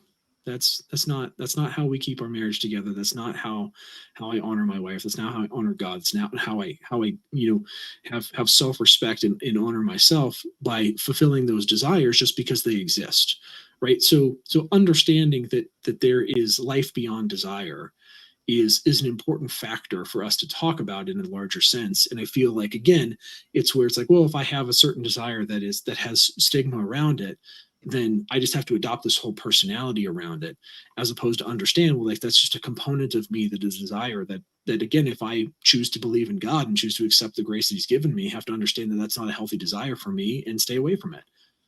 Like that's the core argument. No one has ever said that in my entire life. entire life until I became an adult and started actually hearing people articulate these types of things. It's like, no, that the love and the grace is there, but the messages need to improve. There's a guy named Jason Everett who has the Chastity Project, and I saw him on Matt Frad. Great interview. Listen to Kindness, everybody. It's a good show. Yeah. Chastity.com chat. And there's a section there for LGBTQ, and he was talking about the ministry he does with like LGBTQ teens. And it was interesting. First of all, you don't have to have sex, chat. I know, crazy concept. And you might actually like yourself more if you get it under control with some help. But he was telling a story of one teen who identified as either non-binary or asexual. And what he found is that she what she had were major insecurities about being a woman and embarrassment. And I was listening to that and I was like, holy crap, that's exactly how I felt for most of my life. Tomboy, wearing baggy clothes, trying to hide, trying not to be seen by people, still not in a relationship. I've had relationships, but they weren't good. But and it's when I look at how the world is, and it's really bad right now, the stuff that I see coming at women, it's nasty. And it makes women want to retreat even more. And a lot of these men I see on the internet are angry because women won't date them. So then they talk about how terrible women are. They're all leftist bitches. And it's like, they're not. And the good ones are afraid of you because of what you're saying. And a lot of you are saying things that indicate that women are nothing more than a property to be had as a wife and to bear your children. Like, we're back to that again. Right. And until you can learn how to connect with women on a human level, nothing's going to change in our society. Because the good ones will retreat and hide. And I do that. I know whenever I catch someone like checking me out, I run. It's crazy. And like the longer I'm out of a relationship, the worse it is. Like when I would first like break up with a boyfriend, I'd be more receptive, but wouldn't meet someone. But then like 5 years would go by and be like, yeah, no, I'm out. I just don't know what to do. Right. and it's there's nothing unusual about me, chat. There's a lot of people out there just like me, and nobody wants to get hurt.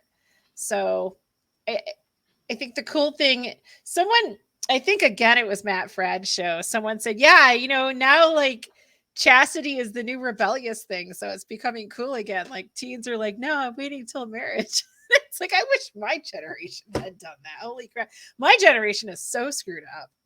Yeah, because we came out of that hippie group of people.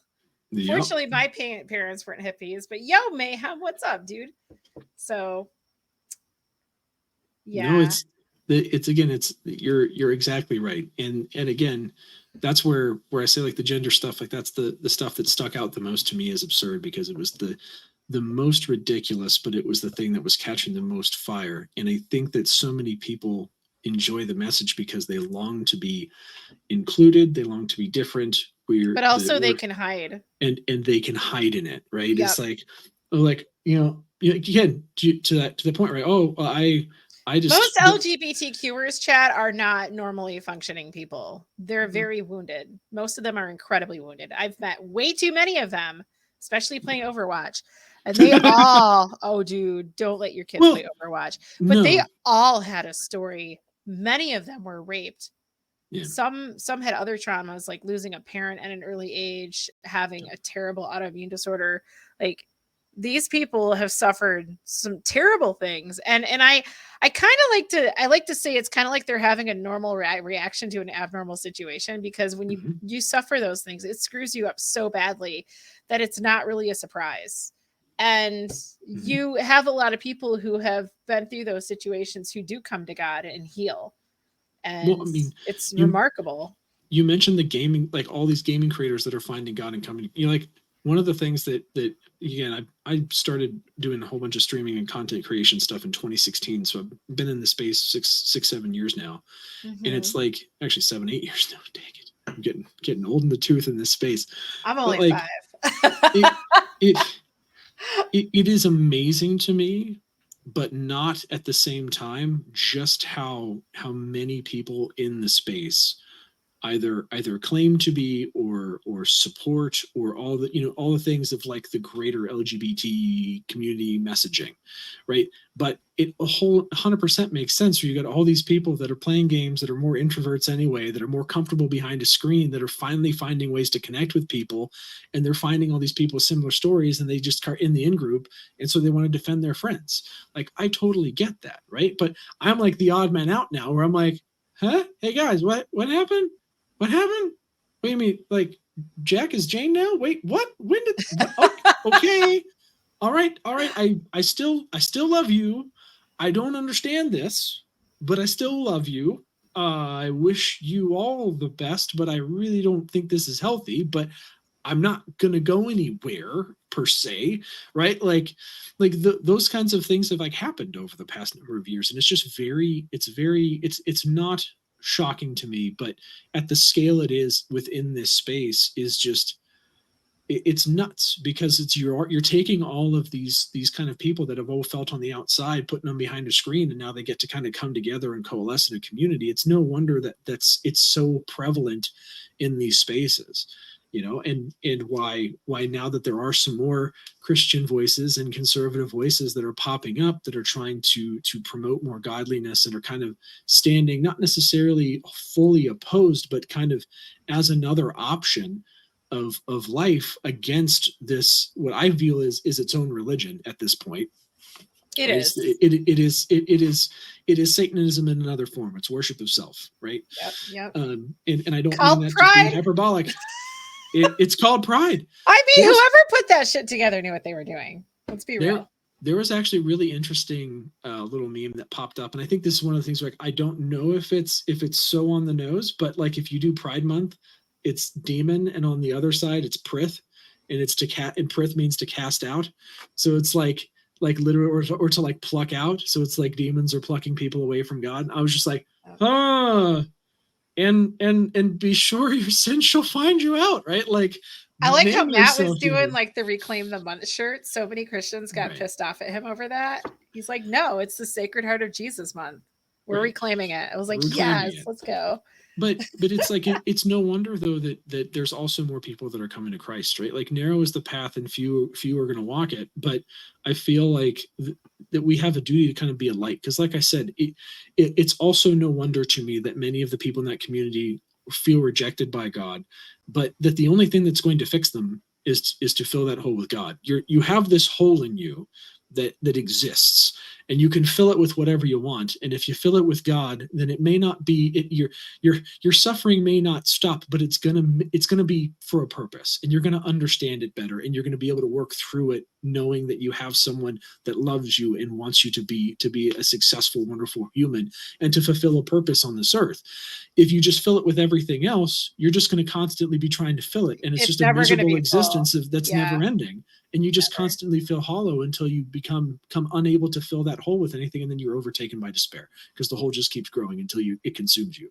Like, and that's why I say like how I'm so happy that more people, I think one of the more popular ones that I see is like Cross the Crown is just like playing COD, just like talking about Jesus. I love the dude, right? Like totally don't have the balls to do that myself and and That's and give awesome. him all the credit to do that. But he's just like, hey man, you want to talk about Jesus? And he's like, oh, I don't know. I don't know. This guy's talking to me about Jesus when we're playing Call of Duty, right? Like, and he has legit good conversations with people playing Call of Duty. It's like that's an amazing ministry to have, is to take the game and to keep the game casual and fun, but to basically be knocking on everybody's door every time you get in audio chat with Cross the You know Crown, what? right? One thing I love about Pirate Panel is it's like a 9 hour stream, right? Okay. We get together, people from all walks of life. We Yep. get drunk and we wear pirate hats and we talk about anything and everything. Yep. And we had people in my last one who were like, well, it's not very Christian of you to drink. I'm like, dude, shut up. not doing anything. Monks made beer. Back off. Whatever. My drunkenness is not leading me to do anything, sinful. But every pirate panel, and this is not by design, every pirate panel has ended in an incredible discussion about God. And we often have people who are trying to come back or who are questioning. And it's amazing. And it's like, this is something I've been wanting for a couple years now, because when they, when the Destiny community tried to cancel me for not validating a transgender individual, gloves are off. I was like, you know what? Screw it. I'm Catholic. Like, I'm done not talking about it. Right. It's who I am. And Rumble, it was funny because like last Christmas, one of the things I kept praying for, I was like, God, please just put me in a streaming community where I can be myself. I just want to be around other Christians, and I want to, not everyone has to be a Christian. I want to be around people who are authentic. I want to be around people who aren't threatened by me for being Christian. Yeah. And that's exactly where I'm at now. Yeah. And it's beautiful. I love my friends. I love all my friends. I don't care. One guy has a porn star wife. Another one is a pagan.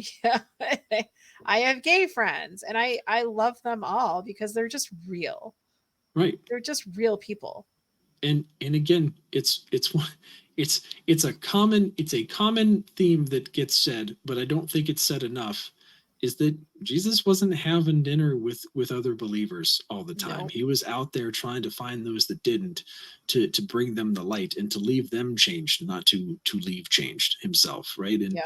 And so it's again, growing up, I was in, I was in choir, I was in drama, and I was also in football. It was a very strange mix of activities to be involved in. But I always felt on the outside because I was friends with all the people that were constantly getting picked on by everyone else. And so I was like, no, these are my friends. You can F off, right? Like, get out of here. And so it's like it's weird to be between those worlds. And I had a very similar experience with some of my closer friends that I had made through streaming and gaming, where when Gina Carano came out, like basically when she got canceled by Disney for basically saying we shouldn't hate our neighbors, like what a novel concept, right?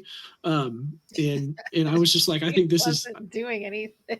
She legitimately said nothing other than the only reason the Nazis could succeed is because the neighbors turned against neighbor. It's like, true. We started seeing that in COVID. We had people doing that here in Michigan. Unfortunately, the sheriffs were up there were like, Constitution, bro. We're not arresting anyone for this. Our sheriffs in Michigan are amazing. Well, but again, but it's all that kind of stuff. But like, all of my friends, just like that I had, also started turn on me, and like, oh, you're. I've had a lot of friends do that to me. I heard what you said about George Floyd, and I was like, what? That the coroner said that he OD'd because he consumed a bunch of drugs. It's like I didn't like the video any more than anybody else. But like, if you take enough drugs to kill an elephant and you die as a human, well, shocker, like. Yep. I'm not going to martyr the dude because he was making a horrible life choices and then ended up dying as a result of it. It's like, but to me, that's it's a classic thing. And then I get accused of, well, you don't understand the greater problems going on and all the racism that exists and all the police brutality and all this stuff. And I was like, maybe you're right. Maybe I don't. But this one case is something that doesn't pass the sniff test for me for all the outrage that it's generating based off of this. You guys are thinking there's way more of it than there is. Maybe, right? And it's like, let's go to the numbers to back it out. But then it's so emotionally charged that no one wants to actually do that homework. Well, when you show them the data, they don't like it because it doesn't fit their narrative. Right. And that's the other thing is I'm a data guy. So I like to go and look at stats again and find truth, right? I want to know truth. Like if that's the truth, then I'm right there with you standing for equality, right? And for actual good policing. But if that's not what the numbers prove out, well, then I can't get on board with you. I'm sorry, because now you're just yelling about nothing, And I don't think that's wholly what it is. There's problems that exist everywhere, but like the data doesn't show the justification for everything that happens, and I don't think that going and burning down whole cities is worth a response. Cops kill Black people, but the data shows that you're more likely to get shot if you're a white guy, right? And it's like no one wants to talk about that. And I don't think we really need to talk about it. Just stop talking about the bullshit that doesn't exist. Right. But the whole point was it's like they just start bringing all this stuff up and I'm like, yeah, okay, it's because I'm an independent, free thinking, you guys know that I'm a Christian guy. I've never claimed to be, Republican or conservative, so you can't throw that at me. But they're just like, oh, we know who you are. And I'm like, yeah, who am I? The nice guy that has hung around with you and supported you through a whole bunch of crap that you were having in your life and has never tried to make you feel bad about it at all. That guy, that's the one that you're going to try and pick on right now. Okay, fine. Okay. Okay. I get it. Fine. I guess I'm not wanted here. And to your point, like Rumble's been a breath of fresh air, right? Like meeting you and meeting a whole bunch of other people, being able to support just a ton of good people that, again, regardless of their religious beliefs or anything else, just seem like genuine people that Yes. want to connect with people is I love that. fantastic. You know, like it's it's fine. I have a good gamer buddy of mine who we don't talk as often anymore, but we still stay somewhat close. And his significant other right now, I'm pretty sure she's a Satanist, and I'm like, I don't know what to do with this other than keep giving you guys love, but I don't feel it's appropriate for me to just be like, and we're done, right? Like it's you still gotta like I'm not trying to buy into the messaging that they've got, but I don't feel it's appropriate for me to just like write them off because I don't like that, right? Like, no, I still love my friend. I want to see him the best, and I want the best for her too. I think that's one of the things that's unspoken about being an actual Christian and really believing the message is that you are called to love everybody, especially the people that you don't want to love, and that is extremely hard.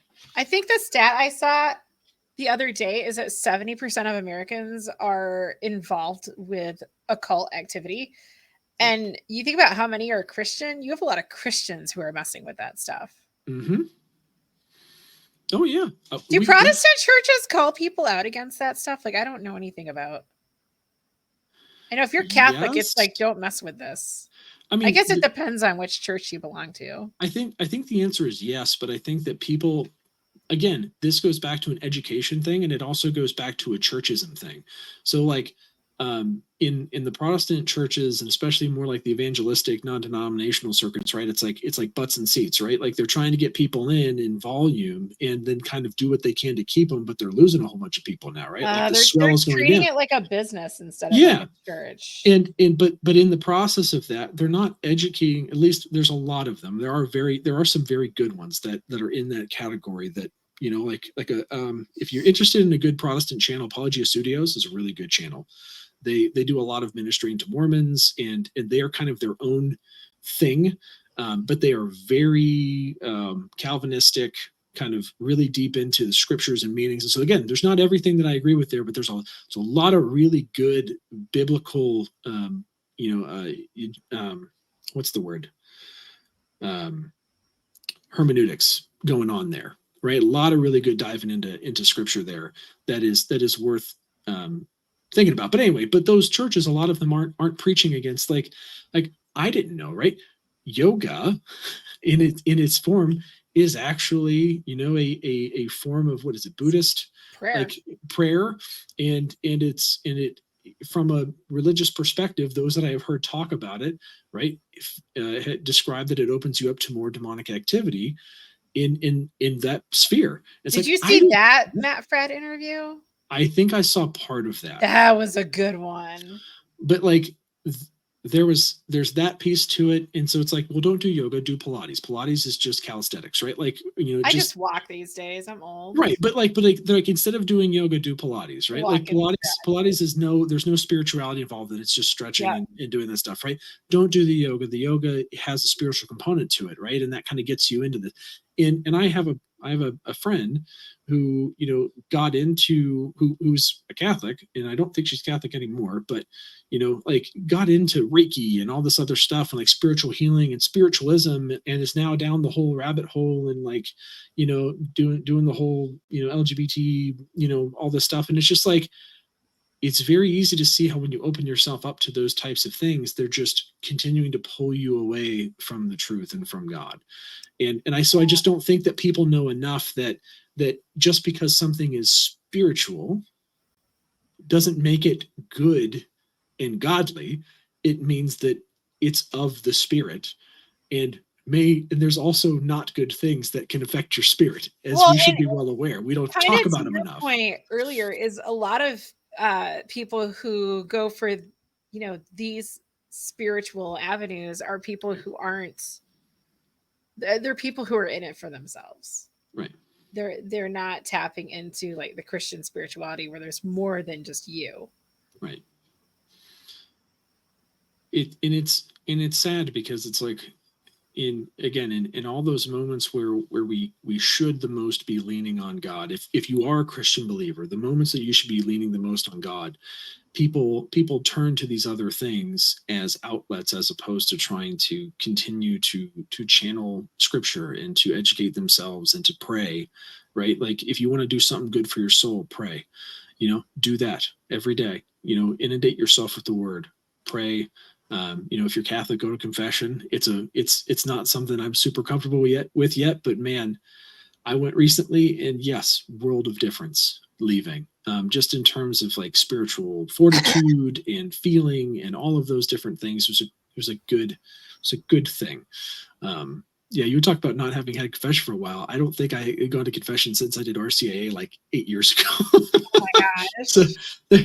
I try not to live a bad life, but there's still stuff that bothers you. And so you go and it's like you leave, and you're like, okay, this feels good. This is an area where I need help. This is an Yeah. area where I need some help. But if you turn to prayer instead of turning to these kind of spiritual things to try, well, I feel like I want to be more spiritually connected to God. What can I do? Pray and read your Bible. Like, there's no like, you might get the sensation of something from these things, but it's not authentic.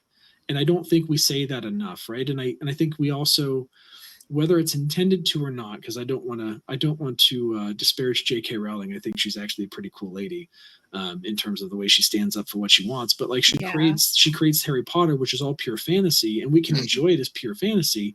But then people really get into the whole witchcraft and wizardry thing and take it to a different level, where they want to like, oh, I'm going to do everything I can to be a witch or a wizard, and I go to Hogwarts, and like, it's like, slow your roll, fam. This is Okay, let's fantasy. what happened that you can't separate fantasy from reality? And I love Harry Right. Potter. I think it's great. I think it's Not, phenomenal. I don't have like Harry Potter. I decluttered. I don't want crap in my house. But Yeah. like I really enjoyed all the movies. I would totally watch them again. They're totally watchable, and Yep. the characters were lovable, and yeah, it was just really good stuff.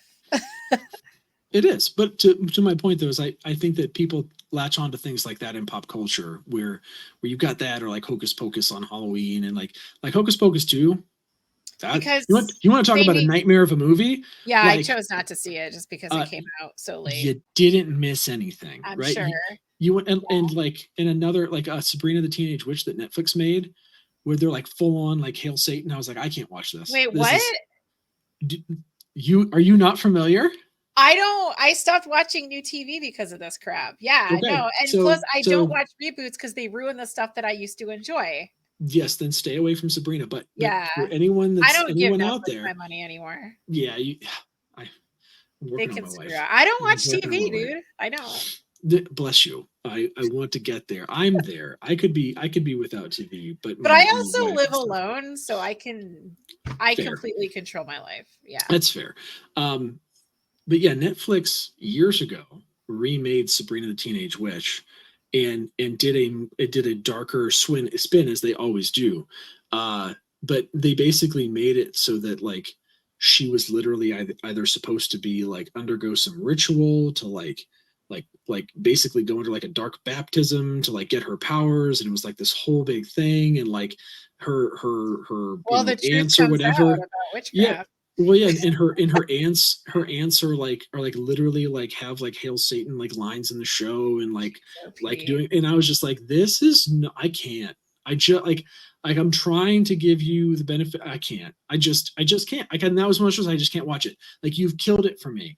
Like, any fun that was Sabrina the Teenage Witch when we were kids, and like Salem Hollywood the Kitty cannot hide Cat, it and anymore. They no, can't hide dude, it. they absolutely destroy everything they I don't touch. think I've had Netflix for like 4 years. You're not missing a whole lot, to be Yeah, very it honest just with you. maybe longer. I don't Yeah, know. you're not missing a ton. Their record for actual good shows is I like some anime, and there's some good anime on Netflix, but aside from Well, they that, started it's doing original stuff, and none of their original stuff worked for me. I was like, this is terrible, yeah, and I'm not a part of that culture. I just want movies that I yeah. like. That's it. And they didn't carry any of the movies I wanted, so I said, screw you guys. Yeah, they at least have they at least have some interesting shows like they did The Witcher has gone downhill in a hurry, and I'm I've very heard sad all about about that that. Yeah. because I love me some Henry Cavill and he was a great Geralt. But like they did a Castlevania anime series that was phenomenal, phenomenal. But again, I like Castlevania. They actually did that justice. It was actually a really good show, and there was like 3 seasons so far. They're coming out with another one next month with it, and it's well animated, but it's also well written and well paced and all the. It's a good show, and I was like, man, they're actually kind of nailing it in the animation category. They're just sucking at everything else that they do, and it makes me feel sad because they clearly have somebody that has half a brain of understanding how to make good shows, but they can't seem to get out of their own way when they do live action stuff. So this is another reason why I support Daily Wire, because they have one movie that I like. I didn't like the other movies. Which one? I liked what the hell is it called? It's the superhero one. Oh, yeah, I know what you're talking about. The Cary one Elwes, because who doesn't? I with love him. Carrie Ellis, I yes. love him. So yeah, that was a really fun movie that is totally rewatchable. And none of the Yes. other ones I liked. And then I haven't watched it. I don't know if it's out yet. I think it is, but they have the kids cartoon that came out that Rob Schneider's now Oh, doing the voice for. Yeah, because after the Disney crap, Jeremy Boring was like, "We're oh going yeah. after Disney," and I was like, "You know what? I'm going to give you guys money." Oh yeah, they get my money every month to make Yep. shows that I can actually put in So front of my that's why I kids and give not going to Daily be Wire concerned about. money. Yeah, they're the Yep. only conservative outlet that is trying to compete with this woke crap from Hollywood. Yeah, hell yeah, I want that. I Well, do. there's it actually if you want to take an interesting look at a company to support, this might be a shocker. Sony. Really? So Sony Animation Studios was the one that has put out all the biblical movies over the past couple decades. Like Sony was the one that did like Prince of Egypt and Joseph in the in the Code of Many Dreams, or Joseph King of Dreams, I think was the name of the movie. And they also did a movie called The Star, which was about the donkey Were they that Mary actually rode, were they and they were actually good? good. Because a lot of the Yes. like every time I watch a newer Christian thing, it's like, oh, you guys totally ignored the Bible on this. Well, so the star is from the perspective of the donkey that carries Mary to Bethlehem to deliver Jesus. And it's adorable. It's a kids movie, but it's good. Like it's a good movie and we watch it every year at Christmas time. Like it's a good movie, but How it's long Sony is it? Animation Studio. Yeah, it's like an hour and a half. So Huh, it's a good interesting. movie. It's a super cute movie and they tie Disney in ruins all the everything elements they in. touch. But Oh yeah, my but Sony Animation Studios has actually put out some good Christian movies in the past couple of decades that are I mean Prince of Egypt was phenomenal, right? interesting. Like, but yeah, all of they're the ones that actually do it. So it's like if you really want to start looking at the companies that are making like better content that is either good Christian content or things like that, like Sony's actually one of them. I was like, really, Sony? Like I would not have pegged Sony as a an Eastern cultural kind of company to be the one actually putting out Christian content that's actually not sucky, It's but almost like they they are. recognize there's a market that no one else is pandering to, and they're like, "Hey." I Imagine do that. love though, like, okay, after seeing The Case for Christ, I was like, "I want more of this. I Okay. wanna find more movies like this," because this is about the time I started, like, having an issue with the violent stuff, Mhm. I couldn't find anything because everything is, like, about a Protestant family that has a problem with the high school teacher teaching. So many Christian movies are based on that. Yeah. And it's like, okay, evolution is not Darwin's theory, first of all. Can we please learn science? Ugh. As a science person, I can't do it. Yeah. But This is killing also, me. the acting was just terrible. It's like most Christian music, just terrible. And I do have a Christian music playlist that I like. But anyway, I just admitted that.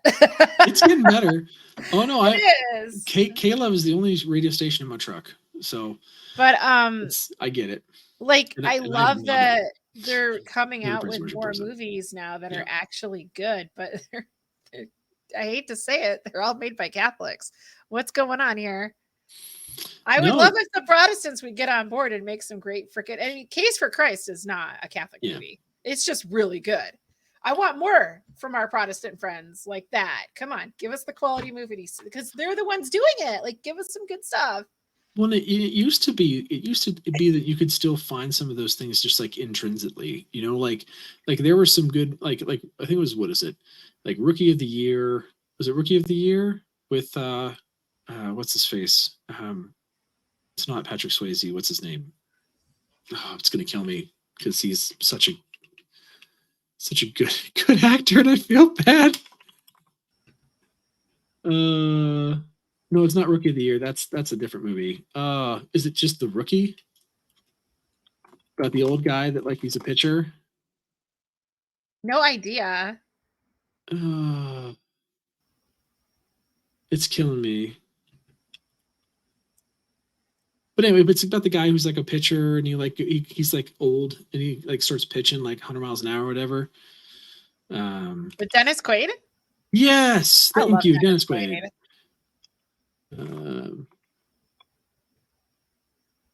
That's who I was thinking, Dennis Quaid. It is called The Rookie. It was made in 2002, but like there was like a good like Christian thing in there. Like there was lots of minutes like, God's telling you to do this, you go do it, or like, like all these like Christian thematic elements. Like you would see that in movies, just like normal movies. And like Yeah. now you don't get that anymore. It just it makes it Well, did you hear it makes about? it Oh, so sad. The Count of Monte Cristo is one of my favorite movies with Jim Caviezel and oh my gosh, Henry Cavill. Cavill. Yeah, Mm-hmm. great movie. And I was watching the Yes or No game. Oh yeah, with him on it.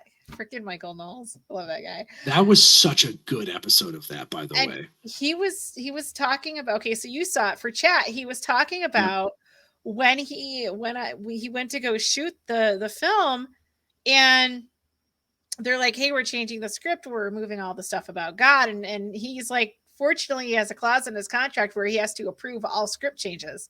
Yep. So the only reason there's anything about God in that movie is because of his contract, and you cannot have the Count of Monte Cristo without God.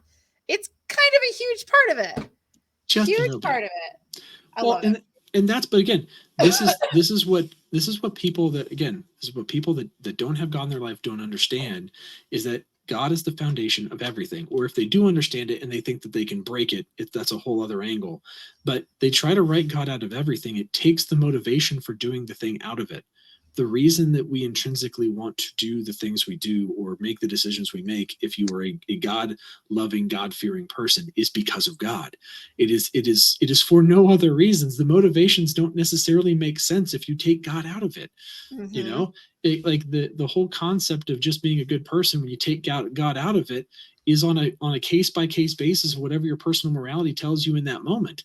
It's not based in a sense of truth and purpose that guides your path. So when you take God out of this stuff, then it cheapens all of these things as just happenstance or whatever. It bothers me. Like you take all, again, like you said, you take that out and it loses its meaning. It's frustrating. It's very frustrating because I've noticed that in everything, they constantly are trying to take God out of all of these things, and it just doesn't make sense at all. Oh, anyway, I had a big fight with my wife over the Little Mermaid. A big fight with my wife over the Little Mermaid. She was like, "I love Little Mermaid. I'm taking the kids." I'm like, "No, I'm not supporting this crap." One? Yeah. No. I was like, "No, we're not supporting this crap." And nope. and we got in such a heated debate over like weeks, like literal weeks. We're having this like passive aggressive fight, and we keep fighting and keep fighting. And she's like, I just really don't understand like why you're so upset. And I was just like, is it because Ariel's black? And I was like, are you accusing me of being a racist? And she was like, I was like, seriously? Is that your position right now? You think that I don't want you to take our kids to Little Mermaid because you think that I'm being racist? And I was like, you've known me our entire life together. Do you think that makes sense? And she goes, okay, I'll listen. We finally like had to have a conversation about it. Like, I just feel like if Disney wanted to diversify their entertainment, they could do so by making Princess and the Frog. They could do so by making more original content like Encanto and Oh no, Mulan not original and all that. content. I know, but like Mulan and like Raya, was it Raya? What was it? It was called Raya and something. Like Ryan the Last Dragon. Is that what it was? Like that's I think that's meant to be more of again more of like Eastern kind of mythological kind of stuff. Like they make a lot of really good, like movies lately. Like Encanto's actually one of my favorites. I love the music. It gets stuck in my head all the freaking time. But like they're good. They're just good movies. But like take those, make those live action. Do all this other stuff. You have the biggest budget of any entertainment company in the world making kids content. If you want to diversify stuff to be more inclusive, why remake stuff? Why just make new stuff and give people more excitement over new stuff? And like we kind of got into that discussion, and I was like, and also like they changed the ending. It's like, why is it that Oh, they Ariel has did? to? Yeah, Ariel drives the ship into Ursula now, not Eric. He gets stuck in some ropes or something because every man has to be useless in Disney now, right? And I'm like, and I just don't like that. And I somebody, personally am against the race swapping. Like, and I'm not for the gender swapping either. Like, no, make an original story. Stop trying to steal from other cultures and stop trying to erase white people because that's what they're doing. And then the other thing is, it's not the other thing. This is just stupid and but funny. Matt Walsh arguing about her needing to be translucent. oh man, because she's a The fish that lives lot, at the bottom of the the lot ocean. took him seriously. And it was like, come They on. always take him seriously. It's so funny. This They guy. they do. He's an I Matt Walsh is interesting. I can only take him in doses, but I appreciate his humor in a lot of Yep, yep. instances. I just can't do any more of the trans stuff because it's like it's more and more heinous every day, and Yeah, I've stopped watching him. yeah.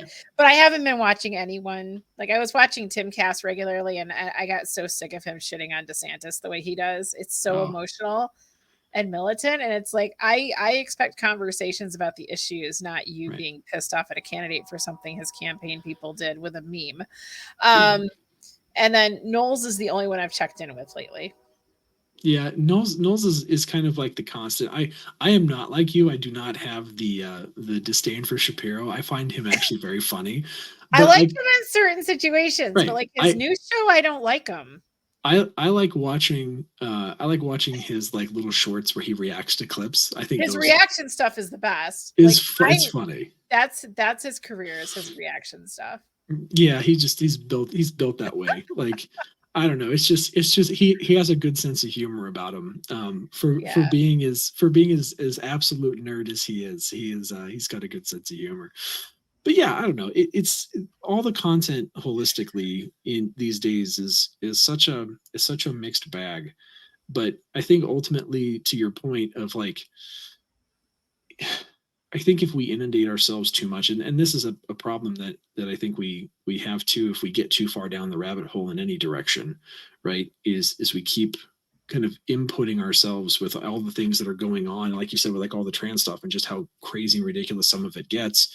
It's hard to think about much else when you're constantly thinking about these issues. And again, when it was like, well, what do I do about that? Right? How can I actually affect it? And if I can't feel like I can do anything, then it just is a thing that festers. And that's not healthy either. So it's like where you have guys like Matt Walsh who made a documentary and goes and speaks and does all Who's that kind of actually stuff. fighting Right. legislation and having success. I'll just give him money. Like Right. Like he's someone that is out there fighting that fight, right? And you have I other have a people. different fight to be in, and I can't do that when I'm Right. exhausting myself with his fight. Yeah. Exactly. And that's where it's like, it was funny. I called my buddy on the carpet a little while ago. He was like, I just get so upset these churches, like we constantly say, oh, we need to like go do these things, but like no one's ministering in the cities and nobody's doing this stuff. And I was like, so have you decided to minister in the cities, or have you thought Yeah. about trying to lead that? And he was like,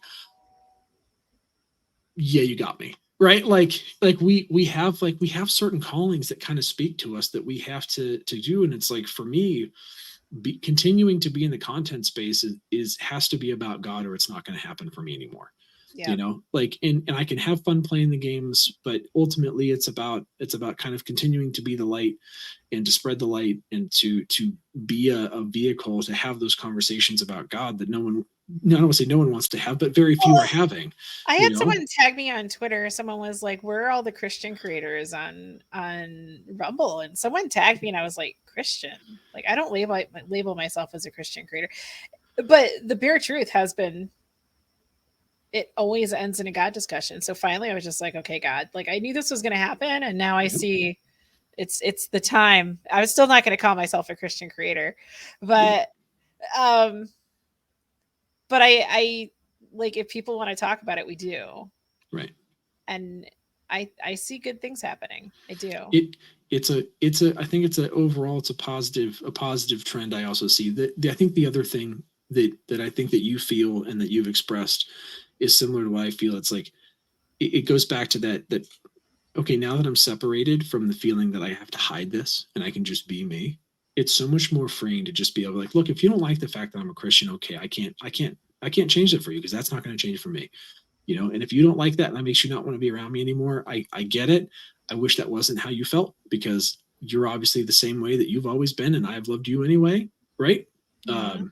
So it kind of it sucks that that's not a two-way street, but if that's your deal breaker, I get it. But there's a lot of people out there that have also have conversations, right? Like I have a section of my Discord for, prayer requests and like, awesome God stuff that happens and people that just want to talk about God in general. And it's like we also talk about that on stream a good bit. And obviously meeting you and we've talked about God plenty in every instance that we've gotten together and had chats, right? Like that I think that has an effect. I think there's a net positive there of people seeing real talk happening about faith and not trying to sugarcoat it and not trying to give it the glossy, glamorous, like I say, the evangelistic lacquer, right? Like it's straight up like, look, we're people with our problems. We We're have been real broken people who are 6 just ways to trying to get through Sunday, life.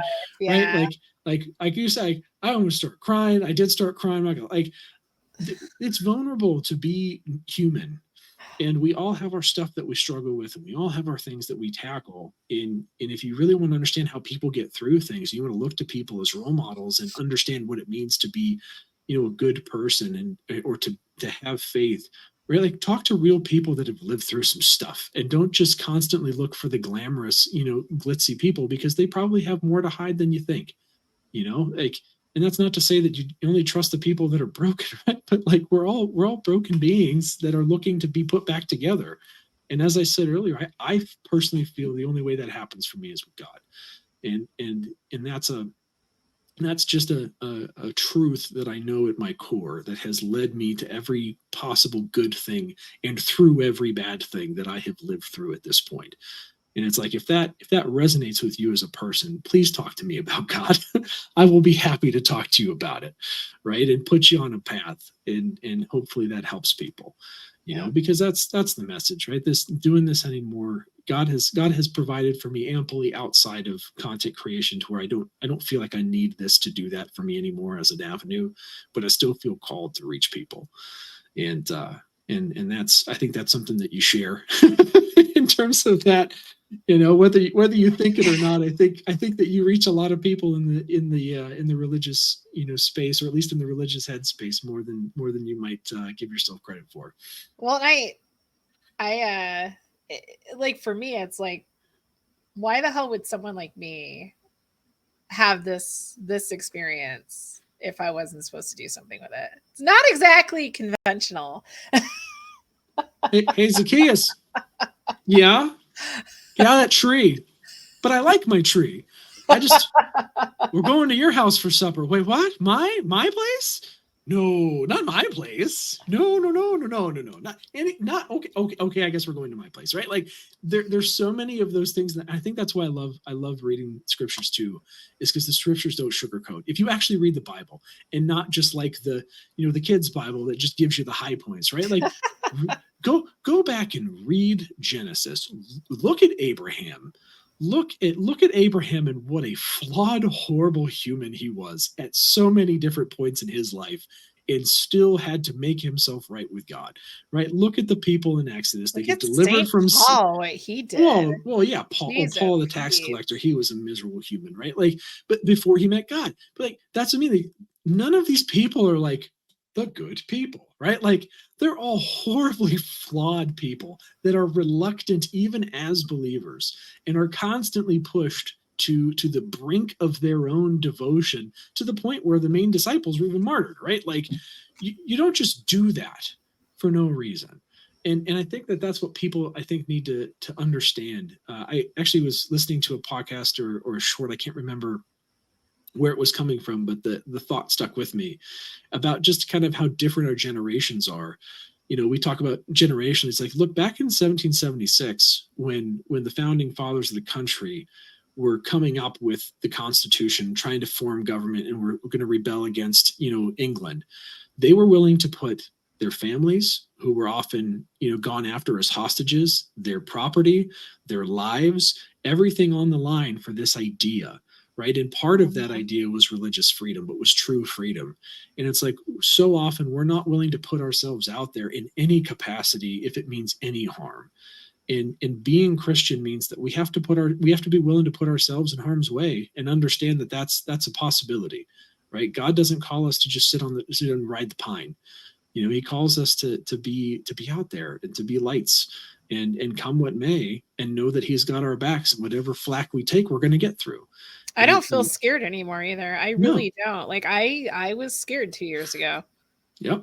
I thought, man, people could really take my freedom away. And now it's like, I don't care, dude. Like, I feel strong. I feel happy. I'm not afraid. I'm gonna do what I have to do. I've become a lot more secure since I'm a gun owner. So nice. Dude, I feel freer. And you're never gonna understand that freedom unless you get the Christianity thing. You won't ever understand that level of freedom. The God thing. You got to get the God thing. It's totally the God thing. So, speaking of God thing, I've been going to daily mass every morning. So now that my schedule permits, I got to go to bed. Yep. No, I was about to say, I was wondering, are we pretty much wrapped at this point? I think we have run the gamut. We did. This was a really fun discussion, AJ. Thanks for having the bravery to step forward on Twitter and say, I'll do it. Yeah, I said no fear. There's no fear anymore. Let's talk about it. Although I will also advocate for those. Go and watch those interviews with the exorcists. Those are really, really neat interviews. I think I've only seen 2 of those, but yeah, you want to talk about some interesting stuff. Go check those out. They certainly will.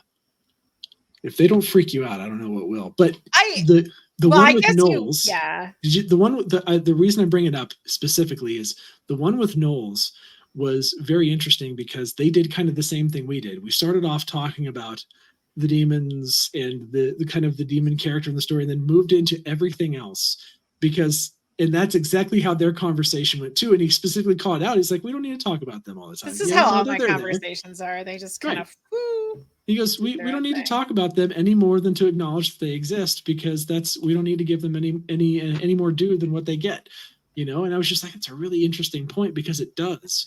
Their conversation just kind of goes, and they have to keep going back to it consciously, or else they just kind of move on and start talking about, the goodness. Boy, did we ever move on. And quickly, might I add. We got through the Nefarious content in about 20 minutes, and then we were like, all right, let's talk about God. That much to say, Well, I think we're largely in agreement. Is there anything you want to share before? Oh, no, I mean, like I said, I think we've all said it, but God is good. If you want to talk to me about God, please do. I'm streaming typically on Wednesday evenings, and I say typically, that's when I do stream, which has not been in a couple months because summer has been insane. I've been touching grass every day, so yes, that is a good choice. Yeah, my kids are home for summer, so it's spending time with family and working my butt off to the glory of God. It gave me an opportunity to get out of some serious debt with taking an opportunity, but it has meant he goes. You really want to get out of that debt, AJ? I'm like, I want to get out of that debt. He goes, you're going to have to do the hard thing. And I'm like, oh, okay, I'll do the hard thing. That's it. I'll say, that's my final thing. Please don't be afraid to do the hard thing. If you're praying about something and you see a hard thing that you could do that will improve you, but it's going to be hard, do the hard thing. Please do the hard thing. Doing the hard thing will pay dividends for you that you cannot imagine. In the long run, it'll be the easy thing. The only reason I have the opportunity to do this hard thing is because I chose to do a hard thing about a year ago. And because of me doing that hard thing, I got the opportunity to do a different hard thing that is now completely changing my financial well-being. And that's not like a gospel, like a Freedom. prosperity gospel. I still That's have just a like mortgage for my student loans, but we'll get yeah. there. Oh, me too. But like to that end though, like doing the hard things. Don't be afraid to do the hard things and trust in God to get you through them. All right, chat. Everyone, thank you so much for watching. I am Die Bear, and I'll see you guys probably Saturday. AJ, thank you so much. Have a great night. Thank you.